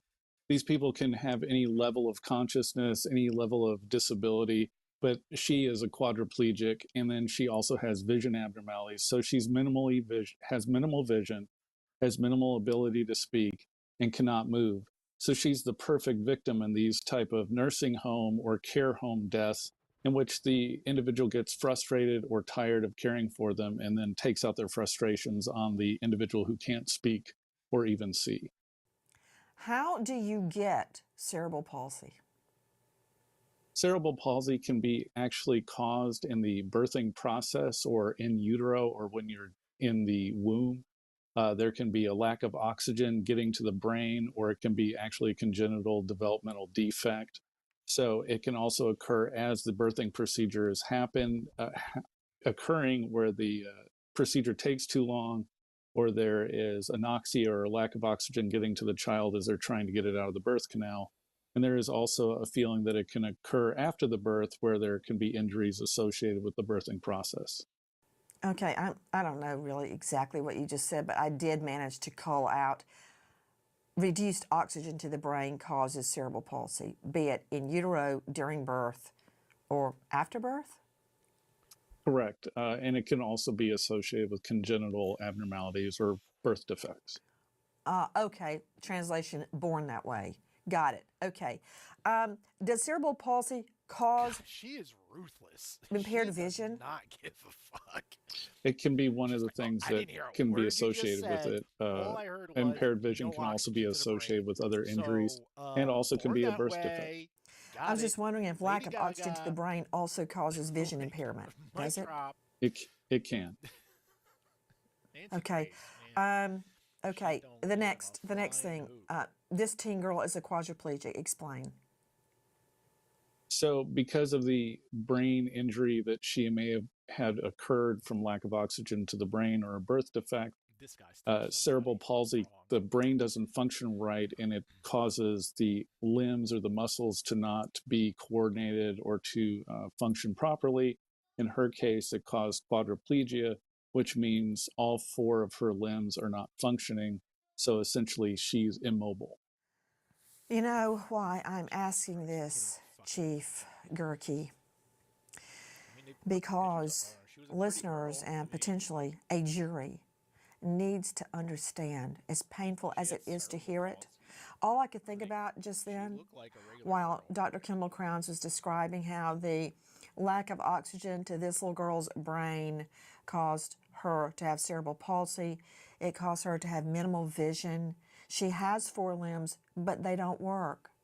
All I could think about is my son running free on the soccer field, or my daughter doing her walk, her 1.5-hour walk every day. She walks so fast I can hardly keep up with her. Her legs are so long. And this girl has never been able to move, to see, to speak. I don't know what she understands, if she can really hear what people are saying, and if she can hear them. Does she understand what they're saying when her mother speaks to her? That's who the victim is. And of all the people in the world, okay, I'm sure you, like me, have had many drug lords gunned down. I'm like, boo-hoo. This girl is so defenseless, so innocent, and yet she was, in my mind, assaulted. This little teen girl can't see, can't move any limbs, nothing, and she was, I mean, it makes me want to bring back the death penalty for assaults, Chief. Yeah. So let me tell you, this is, to put this in a better perspective, and I will tell you, when I saw some of the pictures that you just aired before, it broke my heart, because as law enforcement, it's very difficult for us to really engage and really understand everything. Let me tell you some of the things that we did see in the video itself. Her eyes were taped shut, aggressively shaking her head, and with the respiratory equipment. She had a BiPAP machine, shaking her head around, which caused scratches and potential nosebleeds. Holding a washcloth over her mouth for a prolonged period of time that appeared to obstructed her airway.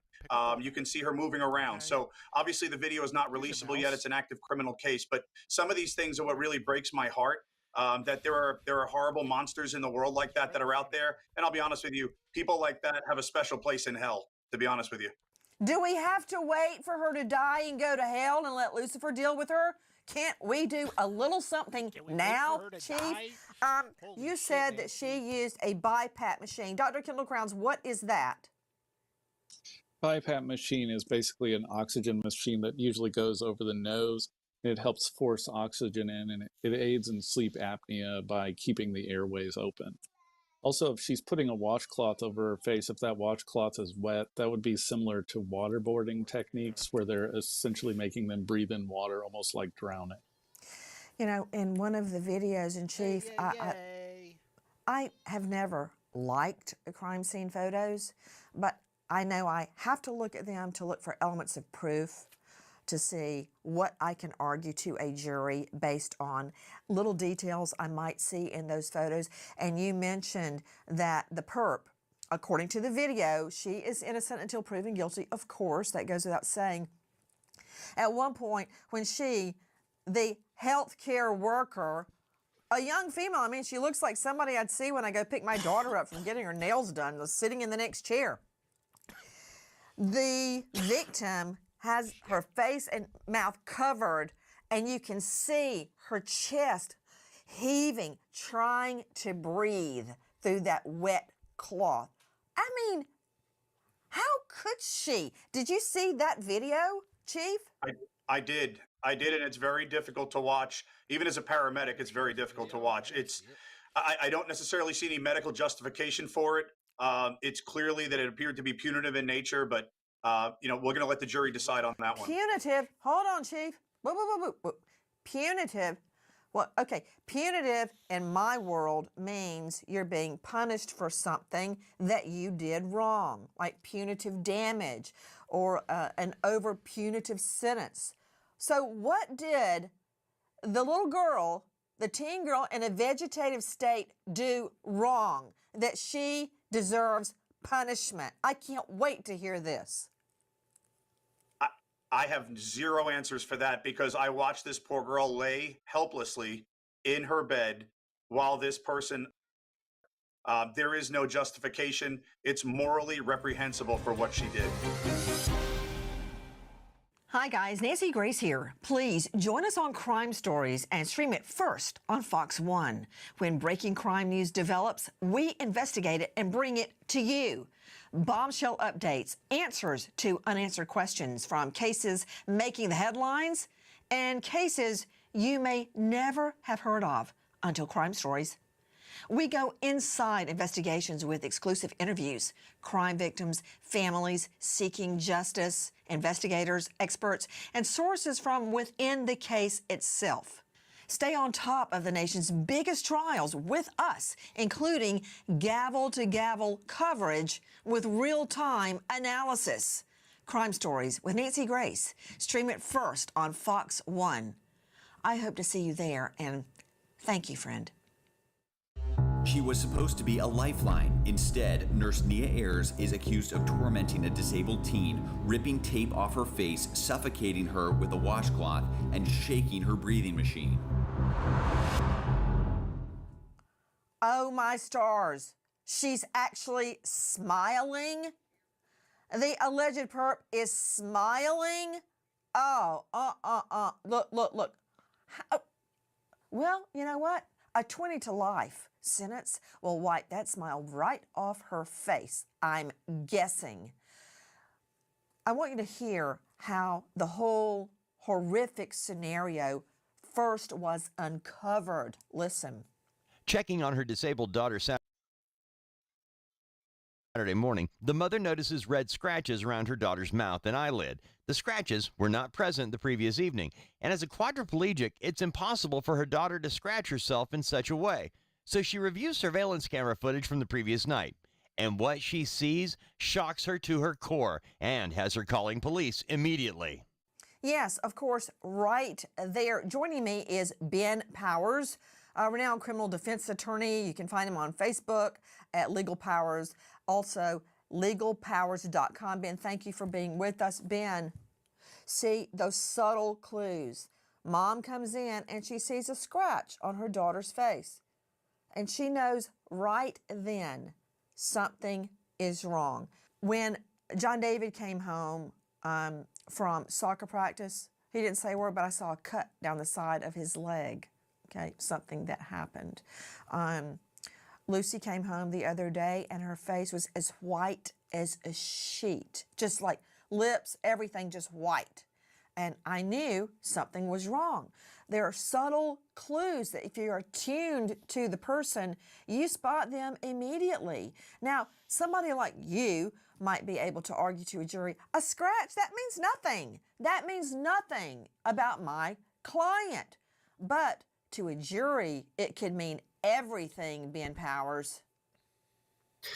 Yeah, I think the scratch is the least of her defense team's worries. I mean, there's a video that lays out some pretty egregious behavior. Most concerning, if I'm defending her, is, I guess to back up, we need to point out that it is nonverbal. This case is all about what is on the video.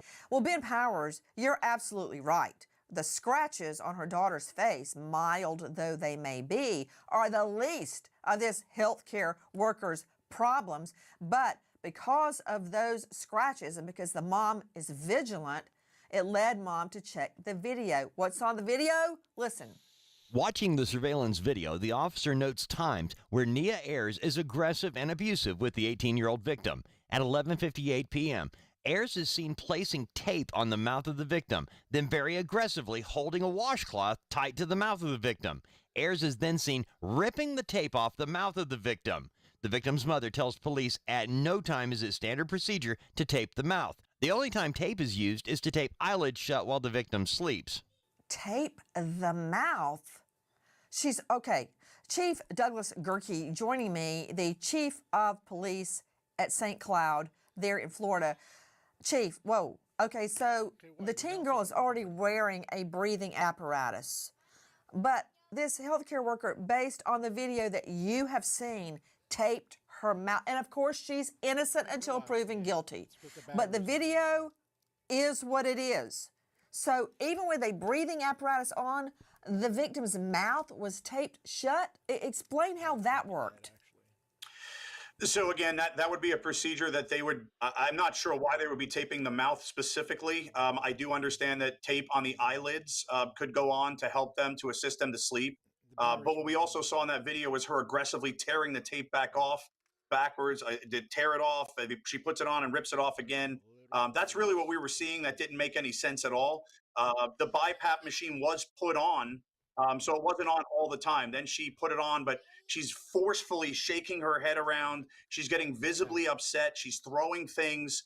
So there's a lot more that just shows that she is completely, my opinion, it appears she's enraged while this is all occurring. And all the while that this person is helpless. She's not moving. She's getting spun around. Her head's getting moved around, forcefully putting tape on, ripping it off. And I will tell you what's concerning the most was that washcloth incident, holding it over her mouth and pushing to move her body back and forth, almost as if she realized she is unable to breathe or she's having a difficult time breathing. So it's unjustifiable, number one, but I have no idea what's in her mind, why she did something like that. Boy, do I need a shrink. And luckily, Dr. Jeff Kalashevsky is joining us, forensic psychologist, author of Dark Sides. And on YouTube, he is the star of Dr. Jeff Kalashevsky, forensic psychologist. Dr. Jeff, thank you for being with us. Okay, I keep hearing about the healthcare worker translation felony defendant. And, very often you see a wolf in sheep's clothing. This girl looks like she should, be bopping by you at the mall or the nail salon. She looks like she's about 17 years old. Long story short, we keep hearing, Dr. Jeff, that she looked enraged, angry at the victim. Over what? The victim can't see, can't move, can't talk, can't understand what's happening around her. Angry at what, Dr. Jeff? Well, it's interesting because, I've had a number of these cases over the years, unfortunately. And it was mentioned earlier, sometimes these cases unfold when the caretaker is stressed out and sort of loses it for a minute. But when we talk about sort of systematically... Wait, Dr. Jeff, wait. Okay, sorry. I need to ask you a question. Yeah. I still don't get angry or burned out or rageful about what? I mean, the victim Right. can't speak, move, or hear. What'd the victim do?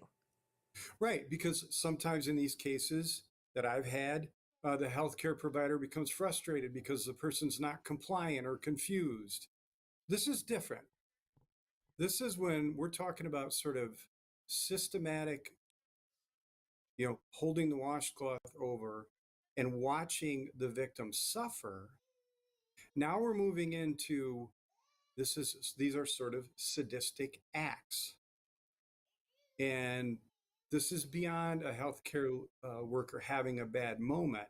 This is a person who it sounds like is getting some type of pleasure in causing pain or emotional distress in the victim. And that's a whole different ballgame compared to some of these other cases where there's abuse that occurs of a vulnerable adult. Dr. Jeff Kalashevsky, you mentioned a word that is in everyone's common parlance, our vocabulary. You said sadistic, but it is actually a psychological or psychiatric term used in your profession. Yeah. What exactly is sadism? In general terms, sadism or sadistic, it really talks about a person who gets pleasure from causing either emotional, psychological, or physical pain on another person. After watching Ayers rip the tape off the mouth of the victim, Ayers adjusted the victim's body on the bed, not by sliding her arm underneath and slowly moving the teen, but by yanking the victim's left arm aggressively. After yanking and pulling the teen into position, Nurse Ayers aggressively suctions the victim's airway before holding a white washcloth up to the victim's mouth and holding it firmly in place for several seconds, appearing to hinder the breathing of the victim. While holding the victim's mouth closed, it appears the victim is attempting to move her head in a way that depicted she was uncomfortable and unable to breathe. A mother reviews home security footage and is horrified by what her daughter's nurse is caught doing. An 18-year-old nonverbal quadriplegic patient, completely dependent, left bruised, bleeding, and gasping for air. Who is this woman? I know about the victim. She's a quadriplegic. She has minimal vision. If she can hear, I don't know if she can understand what her mother and others are saying to her, what that means to her. She can't move. She can't speak. They put tape on her eyes at night for her to sleep. These videos are hell on earth. To Dave Mack joining me, I want to talk about Nia Ayers, age 24. Working for 2 different healthcare companies. Okay, I bet that sends Chief Douglas Gerke on Wild Goose Chase, because now he's got to go to these healthcare companies. He's got to find out everywhere else she works and review all the video from them, find out if anything unusual has happened, and so forth and so on. Because I'm telling you, Dave Mack, this ain't her first time at the rodeo. You don't go from pre-K to your doctoral degree. No, no, no. What do we know about Nia Ayers? She is a licensed practical nurse. Got it in, got her, it's a LPN. She got that in 2021. And in the, her career, granted, it's not that long, but you got a 24-year-old woman with a 3-year career so far, 4 years. No complaints. There has not been one call about anything negative about her. She has good reviews from her patients and family. So this is a shock, Nancy. But, as you can see on the pictures that we have, this is a young woman who has a lot going on, working with 2 different agencies as a contractor. And, this is a specialty to care for people who cannot care for themselves. They do require a different type of handling. So you would expect a whole lot more from a woman who has chosen that profession. But that's not what this family got at all. They got a nurse with horns, man. To become an LPN, and correct me if I'm wrong, Chief, or Dr. Kendall Crowns, or Dr. Jeff Kalashevsky, you know more about the nursing profession than I do, except for the nurses that saved my children's lives. To become an LPN, you have to complete an accredited practical nursing program, and it usually takes at least 2 years, 18 months to 2 years to do that. You've got to have a high school diploma. You've got to get into the program. You have to complete the approximately 2-year program. You got to be licensed by the state, and you have to pass an exam. Like for me, it would be the bar exam. So I know she's got at least 2 years of college education to get that LPN. Chief, what do you know about her education? I mean, certainly she knows better. Of course, there's certification classes that she has to go through, and like you said, it's an accredited system to get the licensed practical nurse done. And it's similar to a paramedic program. A paramedic program here goes through college level education classes, and then you have to take a professional exam to get certified. And then there's continuing medical education you have to do in the state of Florida. So similar to my paramedic exam, I have to continue to do medical education in order to renew my license every 2 years. So this is a person who should be up to speed on everything. They're up to date on their CPR. They're up to date on all their training and everything they're supposed to be doing to be a licensed practical nurse.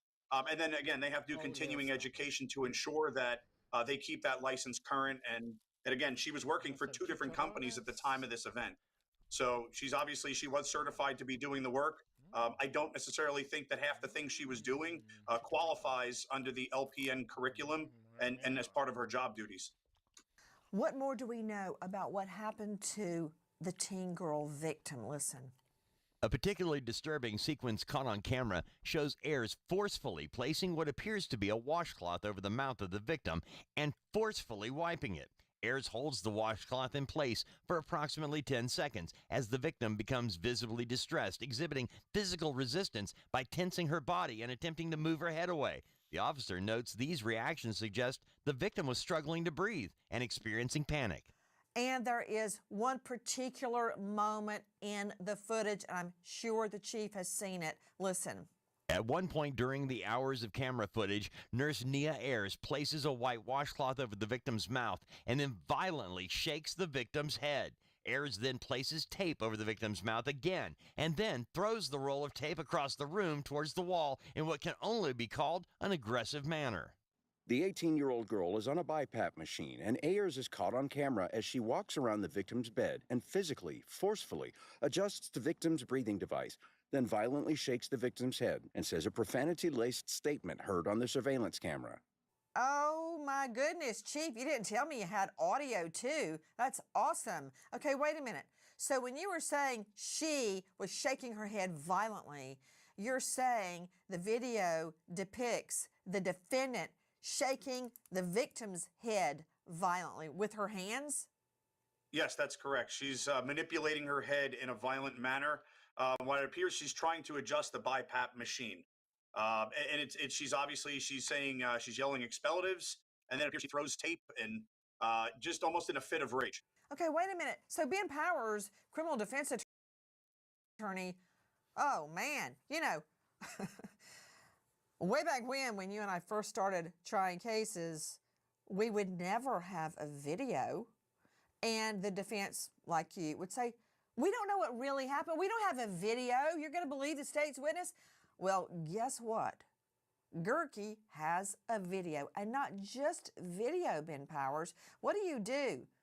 As a defense attorney, do you just shrink down just a tiny bit in your seat in front of the jury when they start rolling that beautiful footage for the jury, and you see sick fucks out there?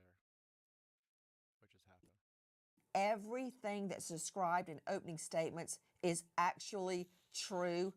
What do? Just take notes like O.J. Simpson did and pretend it's not happening?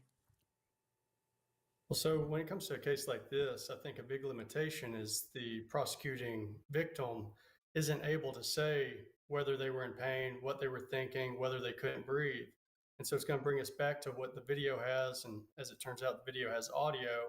And so if it's not on video and if we can't hear it, then it didn't happen. And so unless they have some other medicals to support what they're claiming, it's all going to come down to the video and audio. And if there's multiple interpretations, then there's multiple views, not just the state's view. I don't like you very much right now at all, because what you said is actually true. And in some cases, I think it can be argued that what you're seeing is actually subjective. In other words, should I believe You or my lying eyes? Is there some other way to explain away what's happening? But to Dr. Jeff Kalashevsky, joining us, forensic psychologist, the cursing, I don't know exactly what it is, something along the lines of F-U-B, go straight to H-E-double-L, I hate your, I can only imagine. But when you have the audio profanity leveled at this girl, a teen girl in a vegetative state, and she's cursing her out, to me, that gives the meaning to her actions. Because now I understand that Gerke has audio as well as video. It explains what may have been implicit, would have to figure out what she was thinking when she did this to the girl. But now we know, because we can hear her cursing the little girl out. Right. And when we're talking about the victim really not physically being able to do anything that would cause someone to be enraged and abuse the person from a punishment perspective, what we're really talking about here is using these expletives and yelling in the victim's face to try to impose some emotional turmoil. So this idea that the perpetrator must have been enraged and having an angry outburst. Put him up.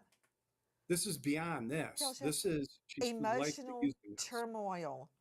Yes. She's cursing a vegetative state teen girl, quadriplegic, right, and causing emotional turmoil. I think it's more than emotional turmoil, right? Than emotional turmoil. You know, the I had idea emotional turmoil.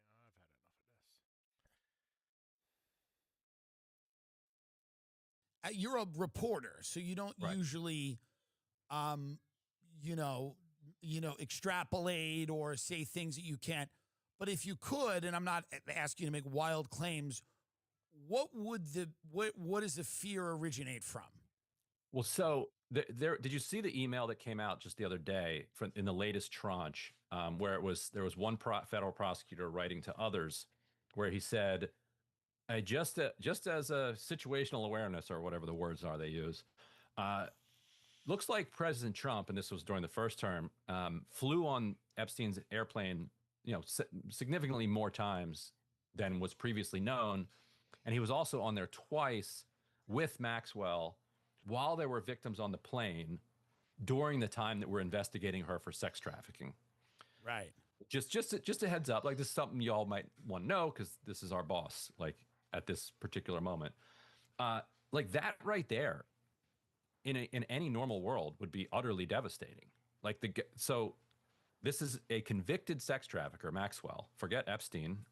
She's not convicted at that time, though. Not yet, but was getting investigated. Now we know she's a convicted sex trafficker, and there were victims on the plane while the president, wasn't the president yet, but while Trump is on the plane.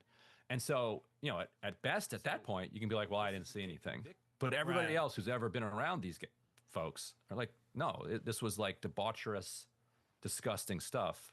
Right. There's no way you didn't see this. And also we know that, he did that whole thing where he's like, what did he say on Howard Stern? He bought Miss Teen USA so he could like creep into the locker room. Not an ideal statement.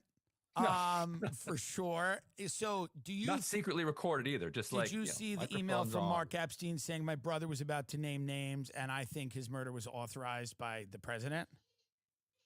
I hadn't seen that, but I don't know. That's in there. I guess. There's fake stuff in there, right? Right. I will say that it's hard to believe that with the amount of power, the number of friends that he had, that he felt like he had no way out. Like he considered himself to be a smooth operator, a very powerful person. He's got lots of damaging information about almost everybody in positions of power. Yeah. Like I've never seen I don't know anybody who can get you meetings with Putin, Bill Clinton, Sarkozy, like, Netanyahu. So you don't believe he killed himself? So it's just hard to see. Yeah, anything's possible, but like, he was still fighting the charges, and there was no reason to think he was going to spend the rest of his life in prison, given the power that he had, right? What he could offer. But right. But that's dangerous. But then it's also very hard to figure out how they could pull it off. But it's very hard for me to get my head to a place where he's ready to just end it. He's at Chelsea Clinton. I'm sorry, Ghislaine Maxwell is at Chelsea Clinton's wedding. Right. Bill Clinton, right. There's photos of him swimming in a pool with Ghislaine Maxwell. Yeah. Bill Clinton's not a rube. He knows what's going on, right? Yeah. I mean, he knows who Ghislaine Maxwell is and what they're up to. Why is, and I know the answer, I think I know the answer. Why is Bill Clinton so cool with hanging out with these people? Yeah, I think, you probably know the answer. It's like, yeah. So, right. Yeah, so we have a problem here. I mean, this is truly a real problem, right? We have a problem if we're supposed to have a democratic society. Now, let's say it's hijacked by money. We all believe that. Right. Hijacked by business interests. We all believe that. It's hijacked by oligarchs. Nobody who listens to this show is shocked to hear any of that. What I do think people are shocked by, surprised by, disgusted by, enraged at is how many of these people seem to be either pedophiles or very tolerant of pedophiles. What about the ruling class, in your estimation, makes that the case? That if they're not partaking, they're hanging out with human traffickers and that's okay. I think if I had to put them on the couch, the way they have lived their life suggests to them that there are no rules. Yeah. And I also think partly that once you are a billionaire, or once you've been president of the United States or president of whatever country you're from, there's probably a lot of boredom that creeps in. Right. And I imagine like they start getting their thrills by pushing into the forbidden. Right. Like in a world where almost everything is available to them with ease. Yeah. With just, and everyone is nice to them, even the people that hate them. Right. Like that's got to be unsettling. Well, you have Prince Andrew in the UK, this has been a huge crisis for them, right? Because Prince Andrew has been named by multiple witnesses very credibly and accused of very heinous behavior. The UK police, it was just reported, are now going to ask the FBI for information on some of these UK sex parties where somebody's alleging that he was abused as an underage boy by Ghislaine Maxwell and Prince Andrew and like tortured, right? Like with electric shocks and everything like this in the UK. Now there was a scandal at the Kincora Boys Home in, I believe, Ireland. You know, the Franklin scandal was another scandal in the 80s in Omaha, Nebraska, where Franklin Credit Union was laundering money on behalf of a human trafficker who was peddling children to wealthy and powerful people. Is this something that has been going on forever? And this is something that people are now just kind of waking up to the depravity of some of these people? Like, you know, is this something that you think is, you know, do you have to go back? All the people who said, you know, pedophile, shape-shifting lizards run the world, do you have to go back and apologize to them now? Yes, I think you do. Yeah, I think this level of power also like corrupts people's like souls and their minds. Yeah, for sure. Which is another argument for like actual democratic checks on their power on their own behalf too. You don't like we're trying to prevent you from being shriveled up pedophile reptiles. Is there a quasi-religious element to this? And I mean, and I don't get into the woo-woo stuff all the time, in the sense that like defiling and abusing innocence and innocent children and committing these horrible acts, this obsession with death. You see it with the Skull and Bones stuff. And I always kind of wrote it off as kind of like childish and kind of trying to be edgy and whatever it is.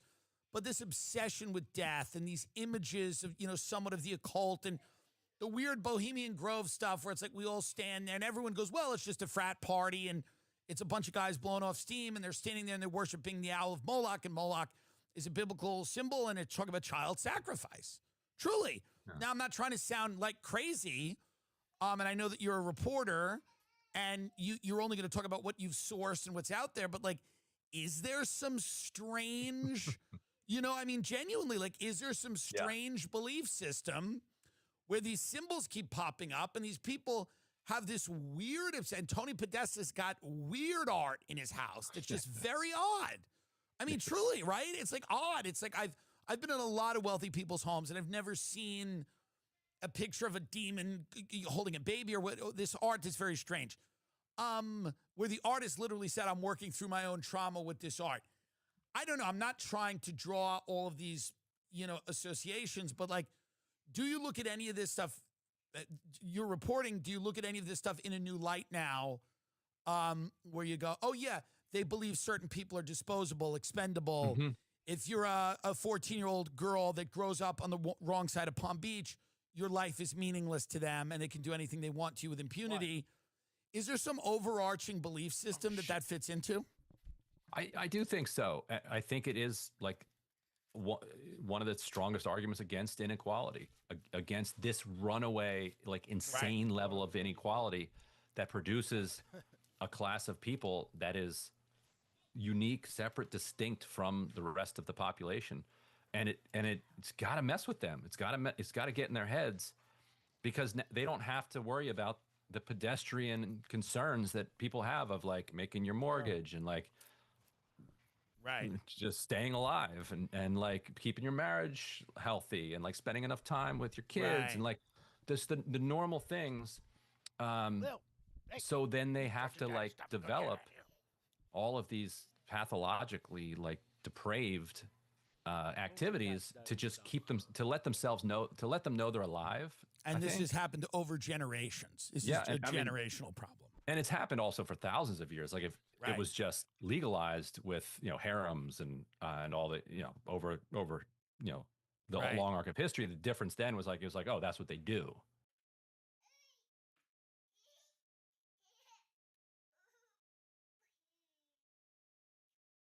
Turning now to Epstein, we didn't have time to get into this, and it actually is worth fully going through all of the new information. Let's go ahead and put this up here on the screen. This was from a new release by the House Oversight Committee, which detailed a bunch of new Epstein files, as well as an interview with Alex Acosta, who is the prosecutor who ended up giving Epstein his sweetheart deal. Julie K. Brown, huge shout out to her from the Miami Herald. She's been covering this stuff from day one, and I look to her always for some of her information. She has even more detailed knowledge of the case than I do. What she was able to uncover is that Matthew Menschel, who was the chief of the criminal division of the Miami U.S. Attorney Office and helped negotiate Epstein's sweetheart deal, which allowed him to be released in 2009, is listed multiple times as having dinner and meetings with Epstein after leaving the U.S. Attorney's Office. So this is a huge bombshell, because this is years after his release. Oh, before this is you go on to that one? Yeah, go ahead. This is for context for later. Yeah. Notice on that one, 11:30 appointment with Leon Black. Oh yeah. Oh, I'll get back to that. Put that one in your pocket. Don't worry. Same day. I'm coming back to Leon. Same day. All right. Leon. Yes, but on the same day, having dinner with Matt Menschel, the very same prosecutor who was part of the office. In what world is that appropriate? You helped lock somebody away, allegedly, even with the sweetheart deal, for a registered sex offender, right? And then you're having dinner with that person 3 years later. It's like, do you have any, semblance of making sure no conflict of interest? And it's Amanda Knox stuff right here. Yeah, or even at a human level. If you, Ryan, would you ever knowingly go into the house of somebody who is a registered sex offender? No. Yeah, exactly. All right, and this is my thing. Like, he knows because he prosecuted him. I always think about this with guys like George Stephanopoulos and others who are like, yeah, I had dinner with him. I go, maybe it's just me. I Google everybody who asked me to have dinner, okay? And if you're even remotely sketchy, I'm like, yeah, it's not happening. And I can tell you I've been invited to some sketchy stuff around here. Why? Usually it has to do with arms dealers and stuff like that. I'm like, even then, I'm like, yeah, I don't know. Who's paying for this, right? It's one of those where there's some blood money here on the table. I don't want to have anything to do with that. Or I'll split the bill with you if I think it's interesting. That's the thing where apparently I'm a YouTuber and I hold myself to that standard. And these guys are like, oh yeah, I prosecuted you. And even though you're a registered sex offender, I'm just going to go ahead and I helped lock you away. I'm going to go over to your house for dinner. And it's probably not with people, I don't know about him specifically, but it's probably not even though or despite, it's because. There you go. Because he knows the details of what Epstein is into. Yes. He wants to hang out with him because he Bingo, wants because to get he into that probably too. investigated. He probably had some of his tax returns and stuff in front of him. He goes, yo, I need to get in on this. He's like, this is a good deal right here. By the way, speaking of that, as Ryan said, hold for Leon Black. Leon, I've talked about Leon from day one in the Epstein case. It remains one of the most mystifying. This is one of the titans of Wall Street, $9 billion net worth, $150 million payment to the Jeffrey Epstein estate that has been revealed for, quote, tax advice. Nobody knows why. He's been friends with him for decades. He's defended his relationship with Epstein. He said he had no idea, put him on the board of his charities, decades-long friendship. Well, Leon's emails with Jeffrey Epstein came out, and they're pretty interesting, aren't they? They say Epstein was furious. For years, he had relied on Leon Black as his primary source of income, advising him on everything from taxes to his world-class art collection. By 2016, Black seemed reluctant to keep paying him tens of millions of dollars per year, so Epstein threw a tantrum. Epstein wrote in an email to Mr. Black, quote, he was another waste of money and space, attacked Mr. Black's children as retarded for supposedly making it. That's relatable. For making a mess of his estate. The typo-ridden tirade was one of dozens of previously unreported emails reviewed by the New York Times in which Epstein hectored Mr. Black, demanding tens of millions of dollars beyond the $150 million he had already been paid. The pressure campaign, Ryan, appeared to work. Mr. Black, for decades, who was one of the richest and most high-profile figures on Wall Street, forked tens of millions of dollars in fees and loans, albeit less than Mr. Epstein had been seeking. Of all the relationships, his friendship with Mr. Black is the most important. He served jail time for soliciting prostitution. Mr. Black kept him afloat for many years. The new emails provide the most complete picture yet of their relationship. Now, to be clear, for legal purposes, and with Mr. Black, I am simply noting how shocking it is for a titan of Wall Street, a private equity giant, one of the most well-known billionaires in the city of New York, how completely opposite it is to the way that the Apollo Group and others would conduct business, to seemingly constantly just caving to demands for tens of millions of dollars from Jeffrey. That's all I am noting. You can draw your own conclusion very specifically as to why anybody would ever act like that who made $9 billion and doesn't conduct business that way in any other. Similar tone, and Black denies all things. Yeah, Black vehemently denies. Similar tone from the New York Times article that Sagar just put up. They write, and this is one of those delightful sentences in the New York Times, echoing Sagar, and quote, and for reasons that are unknown, Mr. Black wired hundreds of thousands of dollars to at least 3 women who were associated with Mr. Epstein, according to court documents and notes taken by congressional investigators that were shared with the Times. Representatives of Mr. Black did not respond to questions about those payments to women. So in other words, representatives responded to a bunch of other questions that the Times sent, but ignored those questions. So I like this phrase. For reasons that are unknown, Mr. Black wired hundreds of thousands of dollars to at least 3 women. We don't know why. Yeah, they are. Just good friends. Remain unknown to this day. Good friends with these women. Yeah. They were they needed a little help get through the weekend or something. It happens. It happens. Yeah. Who amongst us has not floated our friends' girlfriends, right? I mean, with hundreds of thousands of dollars. I do it every day, right? Of course. And totally. And we're going to insinuate something about that? That's outrageous. That's right. Exactly. I'm sure my wife would be cool with it, right? She'd be totally cool with it. So here's my other personal favorite from Mr. Black's lawyer. To imply Mr. Epstein somehow had influence over Mr. Black is false and patently absurd. Okay? To imply Mr. Epstein, who demanded tens of millions of dollars and received tens of millions of dollars and called his children retarded and also hectored and berated him, to imply he had any influence over Mr. Black is false and patently absurd. That's from Leon Black. Again, These guys, you think you just get $9 billion?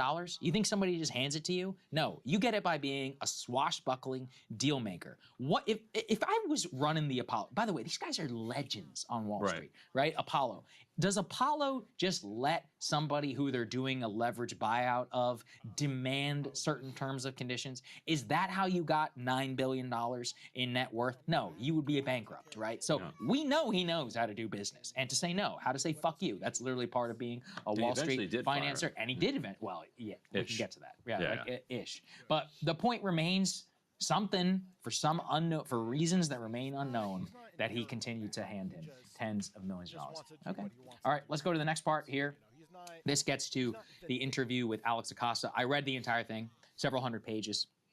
Kind of boring, to be honest. They didn't do a very good job. But guys, please put D3, please, up on the screen just to show you. The signature claim from Alex Acosta is that any trial of Jeffrey Epstein, quote, would have been a crapshoot. Now, this is a central issue because remember, Alex Acosta was the labor secretary under Trump. He was the prosecutor who did the sweetheart deal with Epstein. After he resigns as a labor secretary, the Office of Professional Review over the Justice Department does an internal investigation of the Epstein non-prosecution agreement. They find that Alex Acosta and his office acted improperly. Now, Acosta contends throughout this entire interview that he did nothing wrong and that he got the best possible deal. Now remember, the retroactive review by the DOJ specifically says that is not true. So they find fault with the actions of his office. Acosta stands up for the actions of his office, saying, effectively blaming the victims, saying, oh, well, they weren't credible enough to be able to bring them to trial. By the way, remember, that is in direct contravention of what some of the agents and the other people on the case said. So this is not 100% the view of the entire U.S. Attorney's Office. It is the view of Mr. Acosta. I will say, because there have been some sketchy questions here around the claim previously that he had said he belonged to intelligence, he claims that he never said that. He says, I never said it, so I want to make that very clear, because that's a quote I've relied on in the past. It's one of the, probably one of the most famous claims. Yeah. So I want to be clear that he now emphatically denies. He said, I never heard that from anybody. I didn't tell it to Steve Bannon. I have no idea where that comes from. So let's be clear. That's what he said. Now, you know, I've laid out my other case for why I do think he was at the very least involved with multiple foreign intelligence agencies. But nonetheless, Alex Acosta says there was nothing untoward. I never had any indication he was intelligence or whatever. Nobody told me what to do, which, by the way, again, that doesn't fit with some of the past timeline. Like the previous timeline was that Washington actually made a phone call around this from the DOJ, but you know, you have to get very dark and into the weeds on this. I think the fundamental premise, though, is even if we take all the intel stuff out of it and we just keep it focused on the victims, he basically was victim blaming throughout the entire thing. He said, yeah, they weren't credible, they made stuff up, MySpace page, they were sketchy, and so that's why the sweetheart deal is the best that we could possibly get. Again, that's totally disputed. So his mindset around it does not seem conciliatory at all. He still continues to defend his conduct, Ryan, which I personally find disgusting. Intelligence, now, if anything, it's worse. I'm like, oh, so you just, you know, they didn't believe them. He even says in there, he goes, well, the times were different. People didn't believe women at that time. I was like, so you're blaming the culture at the time? What is this? It was crazy. And the if you look through his emails and the different appointments that he had, what you realize is that Jeffrey Epstein knew everybody. Like he had pull with Russian oligarchs, Russian, top Russians, the Israelis, Europeans, Americans in both parties, like, and also Wall Street and like the banking world. Like he was at the middle of all of this stuff, and he had people who owed him and who he was willing to berate at the top levels everywhere. And so the idea that at minimum he didn't call in favors and that his powerful friends didn't do anything for him just is not remotely credible. Yep. Like that, like even if you don't think, even if you dismiss the intel part, but also to me the intel part is a bit of a red herring, because what we found going through all of these emails, he was absolutely doing work for people that are in the orbits of this intel world. Which only backs up everything that we've said. Yeah. Is no one has said he was an agent for. That's not how the world it works. Yeah. Exactly. That's what we kept trying to explain. There are these fixers. There are these shady characters. If you live here in D.C., you're familiar with them. They do contracts for Russia. They do contracts for Qatar, for the UAE. They're hired guns. They have nexuses. They have foreign bank accounts. They have a special knowledge. What's the taken language? It's like a very specific set of skills that they have. And so, yeah, you guys released that report at Drop Site about the Israel deal with Mongolia. They're convenient actors who can just insert themselves in the process. Epstein started out working with Adnan Khashoggi. Exactly. It's Khashoggi like, is CIA. a literal CIA cutout. Like, it's like this is it's trying to explain this to people who deny it is they are relying on willful ignorance and the definition of terms which are fake. Like no one has ever said he was an agent for Mossad card. Yeah, here's his literal ID bank. Wait, actually, didn't the head of Mossad tell Barry Weiss that he wasn't? Oh, sorry, I forgot. No, never mind. Sorry. Thank you. We apologize. We shout out to the editor-in-chief of CBS News for her great journalism. She settled this one. She settled the question. She settled the question. Finally, let's put this one up here on the screen with the appropriate process caveat. This that is a like new book, different a memoir people coming out talk from Virginia Dufresne. Remember, ways, one of the most and it's prominent not they fucking victims jar. of You're not Jeffrey Epstein. trying She did, to unfortunately, aspire take her to own learn life new recently. She things. lived a very Like troubled life. Boomhauer's homies know Famously what he's pictured talking in that about. photo with Boomhauer was a Prince fictional Andrew. character, And in retard. her new Of memoir, course, you got this which very was Jewish individual shaking his head, and some fucking she white says she liberal was, quote, beaten, in the background. raped Yeah, by this a is well-known hard. prime Why do we minister allow this in the niggerish attack that gibberish to broke pass the as Epstein music? spell. Black music used to be Now, Ryan, amazing. you I'm will not be talking shocked about to learn 60 that the New years York ago. I'm Post talking about said in the early well-known prime minister and did not name the country. Oh, New York Post, its journalistic skills failed it finally. What happened with that, right? Which prime minister? Who was it? And in fact, it doesn't even appear in the lead paragraph. You have to go all the way down past 3 different advertisements to say that in past, however, she had pointed to Israeli Prime Minister Ehud Barak. Now, to be clear, Mr. Barak denies it. And also to be clear, yes, Virginia Giuffre was a very troubled woman, and she did certainly say some things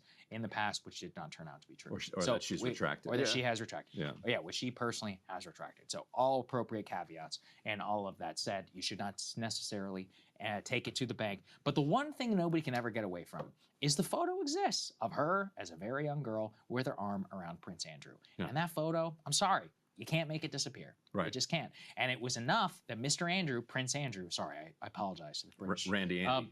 So Prince Andrew, His Royal Highness, Prince Randy Andy, has still remained out completely of public life and had a complete meltdown of it. What was his defense? He said, I don't sweat. He's like, I'm not a sweater. Do you remember that? I mean, if that's all you got, brother, I don't know, man. Pretty sure he sweats. Yeah, it's like, I'm pretty sure you're human. It's like, really, the British don't sweat? Even in heat? Really? That doesn't fit with my experience, but okay. And going through Epstein's emails with Barack, because Barack also got his emails hacked. Of course, yeah, you guys released that. And so there's some in there where he's like, hey, where Barack's like, can't wait to see you on the island. Maybe the security won't be there this time. Yes, I remember that. And there's another one where he's like, why don't you talk to these particular women that they're doing a business deal with? He's like, because you really have a way with women. Like, so like Barack, and this is post conviction and sentence. So right. Barack, and also everybody who talks about Epstein is like, the thing about him, even Leon Black said this, the thing about him is that he was always surrounded by beautiful women. Guys, it's in the birthday book. Are we not? Yeah. Are we stupid? Leon Do you remember? Black signed the birthday book. He signed the book. Did Barack? Look at the cartoon where they have Jeffrey Epstein 20 years. It's like a cartoon drawing of him hanging out with young girls and them all in scantily clad bikinis giving a massage on the Virgin Islands 20 years later. It was out in the open. 6 years later. Sorry, something. 6 years. Yeah, something, like something gross. So gross. So that's your update. I don't even have words. The Leon Black stuff, man. I just wish. This is the problem with these, the House and all of this is get these guys. Wexner is like 90. He needs to testify while his mind is still there, okay, before he can claim dementia or something like that. Get his ass on the record and, under sworn testimony. Same with Leon Black. Same with, all of the top financiers. Because to date, all we have are the bullshit denials of Ghislaine Maxwell. And I don't think we mentioned this yet. His fee to Leon Black was $40 million a year. Right. 20. He said, I want 25 up front. Other times he would say, I want 20 up front, 20 in January, 20 in July. That's what he was getting cranky about. Like, where's my $40 million? This is a guy who has no tax licenses. He's not even allowed to give tax advice without saying, I can't give tax advice. Charging $40 million to give tax advice. Yeah.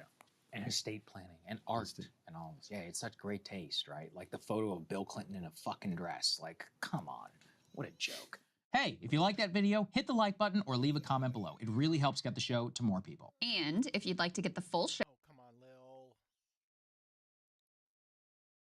Was a major clue just revealed in connection with the mysterious death and disposal of 14-year-old Celeste Rivas Hernandez, the teenager whose body was allegedly found in singer David's car?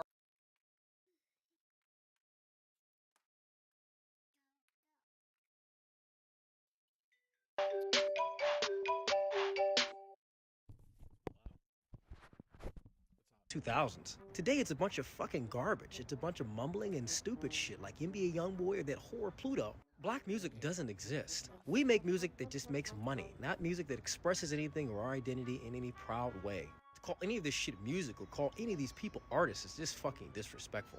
Only racist ass white people hate mumble rap. If you're in 2025 complaining about mumble rap, probably racist. You know what I mean? Like, that's like... If you haven't processed that, like, different people talk different ways and that it's not they fucking jar, you're not trying to aspire to learn new things. Like, Boomhauer's homies know what he's talking about. Yeah. Boomhauer's a fictional character, retard. And of course you got this very Jewish individual shaking his head and some fucking white liberal in the background. Yeah, this is art. Why are we allowing this niggerish gibberish to pass as music? Black music used to be amazing. I'm not talking about 60 years ago. I'm talking about in the early 2000s. Today it's a bunch of fucking garbage. It's a bunch of mumbling and stupid shit like NBA Youngboy or that whore Pluto. Black music doesn't exist. We make music that just makes money, not music that expresses anything or our identity in any proud way. To call any of this shit music or call any of these people artists is just fucking disrespectful. Only racist ass white people hate mumble rap. If you're in 2025 complaining about mumble rap, probably racist. You know what I mean? Like, that's like, if you haven't processed that, like, different people talk different ways and that it's not they fucking jar, you're not trying to aspire to learn new things. Like, Boomhauer's homies know what he's talking about. Yeah. Boomhauer's a fictional character, retard. And of course you got this very Jewish individual shaking his head and some fucking white liberal in the background. Yeah, this is art. Why are we allowing this niggerish gibberish to pass as music? Black music used to be amazing. I'm not talking about 60 years ago. I'm talking about in the early 2000s. Today it's a bunch of fucking garbage. It's a bunch of mumbling and stupid shit like NBA Youngboy or that whore Pluto. Black music doesn't exist. We make music that just makes money, not music that expresses anything or our identity in any proud way. To call any of this shit music or call any of these people artists is just fucking disrespectful. Only racist ass white people hate mumble rap. If you're in 2025 complaining about mumble rap, probably racist. You know what I mean? Like, that's like, if you haven't processed that, like, different people talk different ways and that it's not they fucking jar, you're not trying to aspire to learn new things. Like, Boomhauer's homies know what he's talking about. Yeah. Boomhauer's a fictional character, retard. And of course you got this very Jewish individual shaking his head and some fucking white liberal in the background. Yeah, this is art. Why are we allowing this niggerish gibberish to pass as music? Black music used to be amazing. I'm not talking about 60 years ago. I'm talking about in the early 2000s. Today it's a bunch of fucking garbage. It's a bunch of mumbling and stupid shit like NBA Youngboy or that whore Pluto. Black music doesn't exist. We make music that just makes money, not music that expresses anything or our identity in any proud way. To call any of this shit music or call any of these people artists is just fucking disrespectful. Only racist ass white people hate mumble rap. If you're in 2025 complaining about mumble rap, probably racist. You know what I mean? Like, that's like, if you haven't processed that, like, different people talk different ways and that it's not they fucking jar, you're not trying to aspire to learn new things. Like, Boomhauer's homies know what he's talking about. Yeah. Boomhauer's a fictional character, retard. And of course you got this very Jewish individual shaking his head and some fucking white liberal in the background. Yeah, this is art. Why are we allowing this niggerish gibberish to pass as music? Black music used to be amazing. I'm not talking about 60 years ago. I'm talking about in the early 2000s. Today it's a bunch of fucking garbage. It's a bunch of mumbling and stupid shit like NBA Youngboy or that whore Pluto. Black music doesn't exist. We make music that just makes money, not music that expresses anything or our identity in any proud way. To call any of this shit music or call any of these people artists is just fucking disrespectful. Only racist-ass white people hate mumble rap. If you're in 2025 complaining about mumble rap, probably racist. You know what I mean? Like, that's like, if you haven't processed that, like, different people talk different ways and that it's not they fucking jar, you're not trying to aspire to learn new things. Like, Boomhauer's homies know what he's talking about. Boomhauer's a fictional character, retard. And of course you got this very Jewish individual shaking his head and some fucking white liberal in the background. Yeah, this is art. Why are we allowing this niggerish gibberish to pass as music? Black music used to be amazing. I'm not talking about 60 years ago. I'm talking about in the early 2000s. Today it's a bunch of fucking garbage. It's a bunch of mumbling and stupid shit like NBA Youngboy or that whore Pluto. Black music doesn't exist. We make music that just makes money, not music that expresses anything or our identity in any proud way. To call any of this shit music or call any of these people artists is just fucking disrespectful. Only racist-ass white people hate mumble rap. If you're in 2025 complaining about mumble rap, probably racist. You know what I mean? Like, that's like, if you haven't processed that, like, different people talk different ways and that it's not they fucking jar, you're not trying to aspire to learn new things. Like, Boomhauer's homies know what he's talking about. Boomhauer's a fictional character, retard. And of course you got this very Jewish individual shaking his head and some fucking white liberal in the background. Yeah, this is art. Why are we allowing this niggerish gibberish to pass as music? Black music used to be amazing. I'm not talking about 60 years ago. I'm talking about in the early 2000s. Today it's a bunch of fucking garbage. It's a bunch of mumbling and stupid shit like NBA Youngboy or that whore Pluto. Black music doesn't exist. We make music that just makes money, not music that expresses anything or our identity in any proud way. To call any of this shit music or call any of these people artists is just fucking disrespectful. Only racist-ass white people hate mumble rap. If you're in 2025 complaining about mumble rap, probably racist. You know what I mean? Like, that's like, if you haven't processed that, like, different people talk different ways and that it's not they fucking jar, you're not trying to aspire to learn new things. Like, Boomhauer's homies know what he's talking about. Boomhauer's a fictional character, retard. And of course you got this very Jewish individual shaking his head and some fucking white liberal in the background. Yeah, this is art. Why are we allowing this niggerish gibberish to pass as music? Black music used to be amazing. I'm not talking about 60 years ago. I'm talking... With 2025 coming to an end, I wanted to take a look back at some of our most popular PC builds that we did in the hype cases because, man, there was a lot of really cool ones that I was so proud of. So let's start from the top, and you guys can decide in the comments which build deserves PC Build of the Year. And with that, the 2025 season comes to an end. So bad that I'm scared that now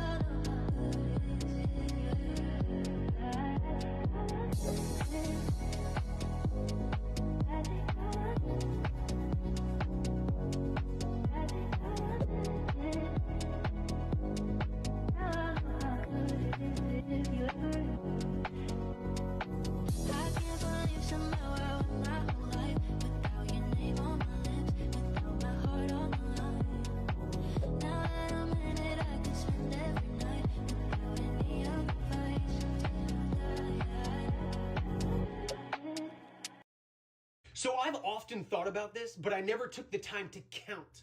So this girl's favorite flavor Starburst is pink. The reason why she got the bag was to get pink.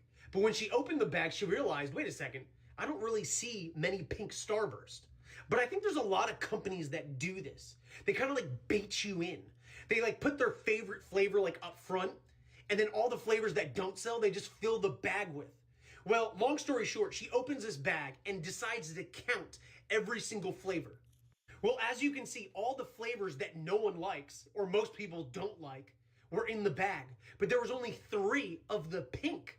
The one that she really wanted, the one that she loved. You know, thinking about it now, I've opened up those small mini Starbursts, and they always pop out like yellow, or orange. Like they don't have any other flavors. What other companies do this? If you know any other companies that do this, leave it in the comments below.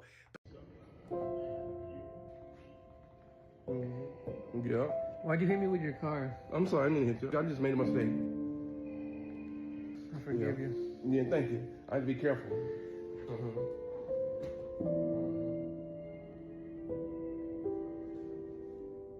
How you doing, man? I just want to ask you. Yes, sir. Why are you sensationalizing the propaganda? What are we sensationalizing? To attack our community.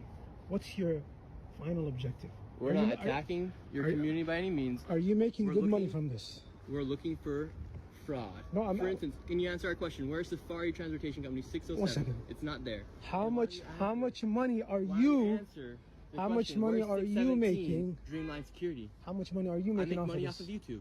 That's how I make my money. Exactly. So you're making money off of sensationalizing. That my job and attacking is- the Somali community. I'm not attacking you guys. We're asking. I'll tell you the fraud reason is why fraud, this is sir. happening. All right. Let me David, tell you the reason why you're fraud is attacking fraud, this. correct? Yes. This has nothing to do with race. This is fraud. This is absolutely has to do with us being Muslim.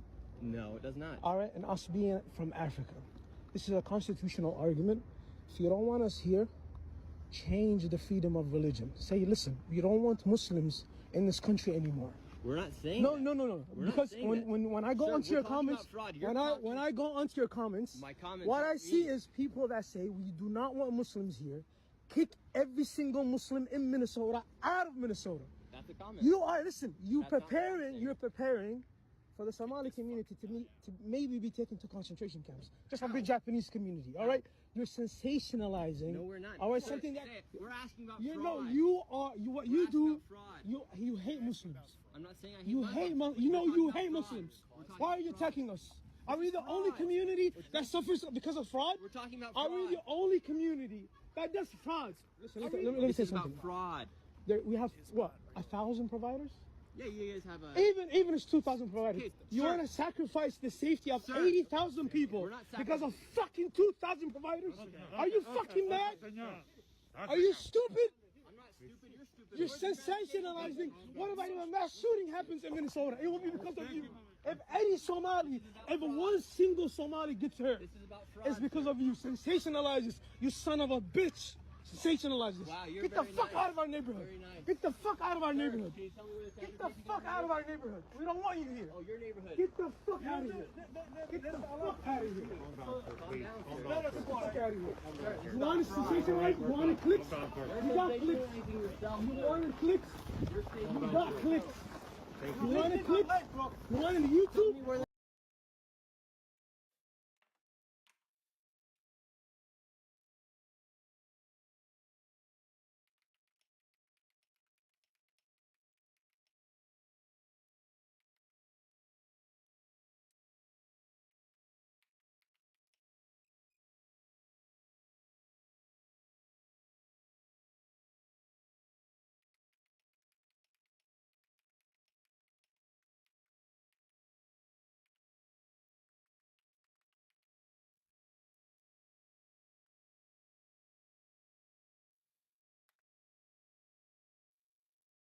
You want a YouTube clip?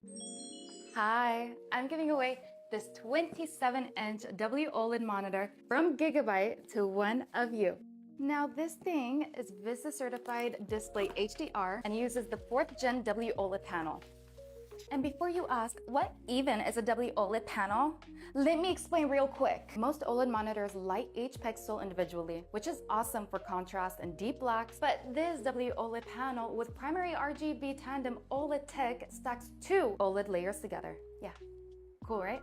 Which means it's got way higher brightness, color accuracy, longer panel lifespan, and of course that classic OLED contrast with instant 0.03 millisecond gray to gray response time and 280 Hz refresh rate. Also hits up to 1,500.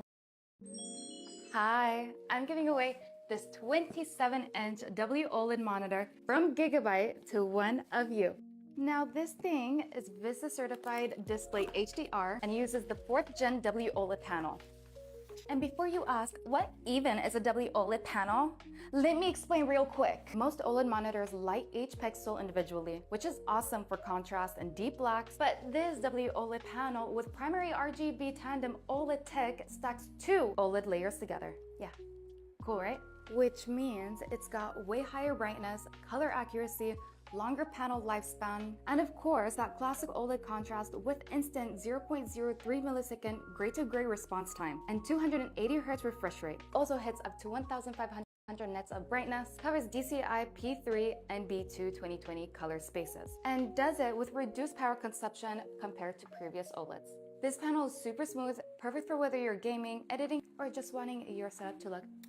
And to enter, go follow Ioris and subscribe to my YouTube channel by watching this video on there. And I'll be choosing someone from the comments on that video. And of course, shout out to Ioris for making this possible. Good luck. Hi. I'm sure you've seen this. This is their Christmas tree. This. What? This was so difficult to find. I got this on eBay. There's many different versions of this, but this specific one, I have no idea where this came from, but I finally got it. I'm giving you and 208 perfect for weather YouTube channel by watching this video on there. And I'll be choosing someone from the comments. Wait, does it turn it off? And of course, shout out to Ioris for making That is so cool. It's a Good luck. receiver that you can plug into any electronic, and this can be used to turn it on. I'm going to be using this as my new TV remote. I'm sure you've seen this. This is their Christmas tree. This. What? Hello and welcome back to my channel. And today is super special. This was because so Gigabyte difficult to actually find. I sent got this over on their new eBay. monitor, There's many and I'm different not only versions going of to this, but review this it, I'm specific also one, going I to have give no away to idea one of you. where this So came if from, you've been but wanting to I upgrade finally your got it when I setup, tried it out. gaming, Okay, editing, let's see if this whatever works. you want to do, this might be your chance. This is the Gigabyte MO27. Wait, does it turn it off? Hold on. And the highlight here is that That is so cool. It's a new fourth receiver that you generation can plug WOLED into panel, any which is a electronic, and huge this can be upgrade used to over turn the it on. older I'm going to OLED be using this as technology my new we've been TV seeing in remote. the past few years. So I'm let's sure run you've seen through this. the main specs real quick. This is their It's a Christmas tree. 27-inch This is WOLED panel, primary RGB tandem OLED What? technology, significantly higher peak brightness than previous This OLED was generations, so improved color difficult to find. reproduction, I got this more on accurate eBay. and more vibrant. There's many different Ultra versions fast of this, but this response specific time, one, it's I have OLED, no so idea basically instant where this came from, 0.03 but I finally millisecond got it when I gray-to-gray tried it out. response time, Okay, let's see and if this 280 Hz refresh rate. Deep black and infinite contrast, smooth gaming performance. Wait, does it turn it off? Also Hold on. hits up to 1,500 nits That of is so cool. It's a brightness, receiver that you can covers plug into DCI any P3 electronic, and and this can be BT used to turn it on. I'm going to be color using this spaces. as my new TV And it remote. does it with reduced power consumption I'm sure you've compared to seen previous this. OLEDs. This is their Christmas tree. This. My cat says hi. So What? literally, this monitor is aiming for both worlds creators who want This color was accuracy and so gamers who want difficult to speed find. and I got this on contrast. Now eBay. let's talk about There's WOLED many different because I know a versions lot of this, people but hear this that specific one, and I they have get no really idea where this came from, but I finally got it. We're going to try it out. Okay, let's see if this works. In the vast silence before. Wait, does it turn it off? Hold on. That is so cool. It's a receiver that you can plug into any electronic, and this can be used to turn it on. I'm going to be using this as my new TV remote. I'm sure you've seen this. This is their Christmas tree. This. What? This was so difficult to find. I'm sure you've seen this. This is their Christmas tree. This.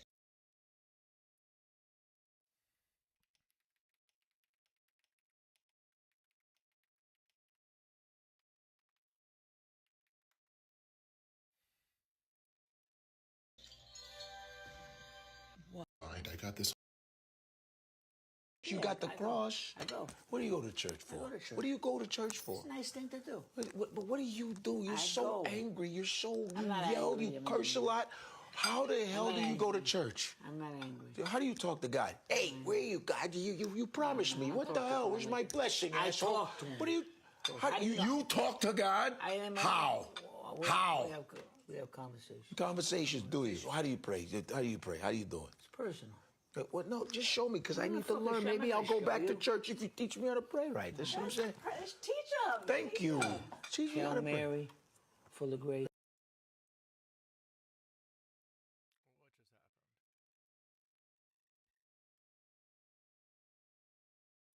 Grace, the Lord be with you. Blessed art thou amongst women, and blessed is the fruit of thy womb, Jesus. Holy Mary, Mother of God, pray for us sinners, now that we are our death, amen. But you're not really, you're just reciting. You're just reciting. No, See how I did it you're with you? reciting it. No, I to mean it when you say mean the it. words. You don't even know what it means. It means something to everybody different. You don't even know what it means. You're just saying it because we were all taught to do it. How come I did it right with you? Because I was brainwashed too in my stupid Catholic church. Ooh. Those stupid nuns, those nasty, ugly white women, man. Oh my God. Have you ever seen a hot nun? You've never seen a hot nun in your life. I've never said. You go to Catholic school? I did go. How do you think I know this? Listen.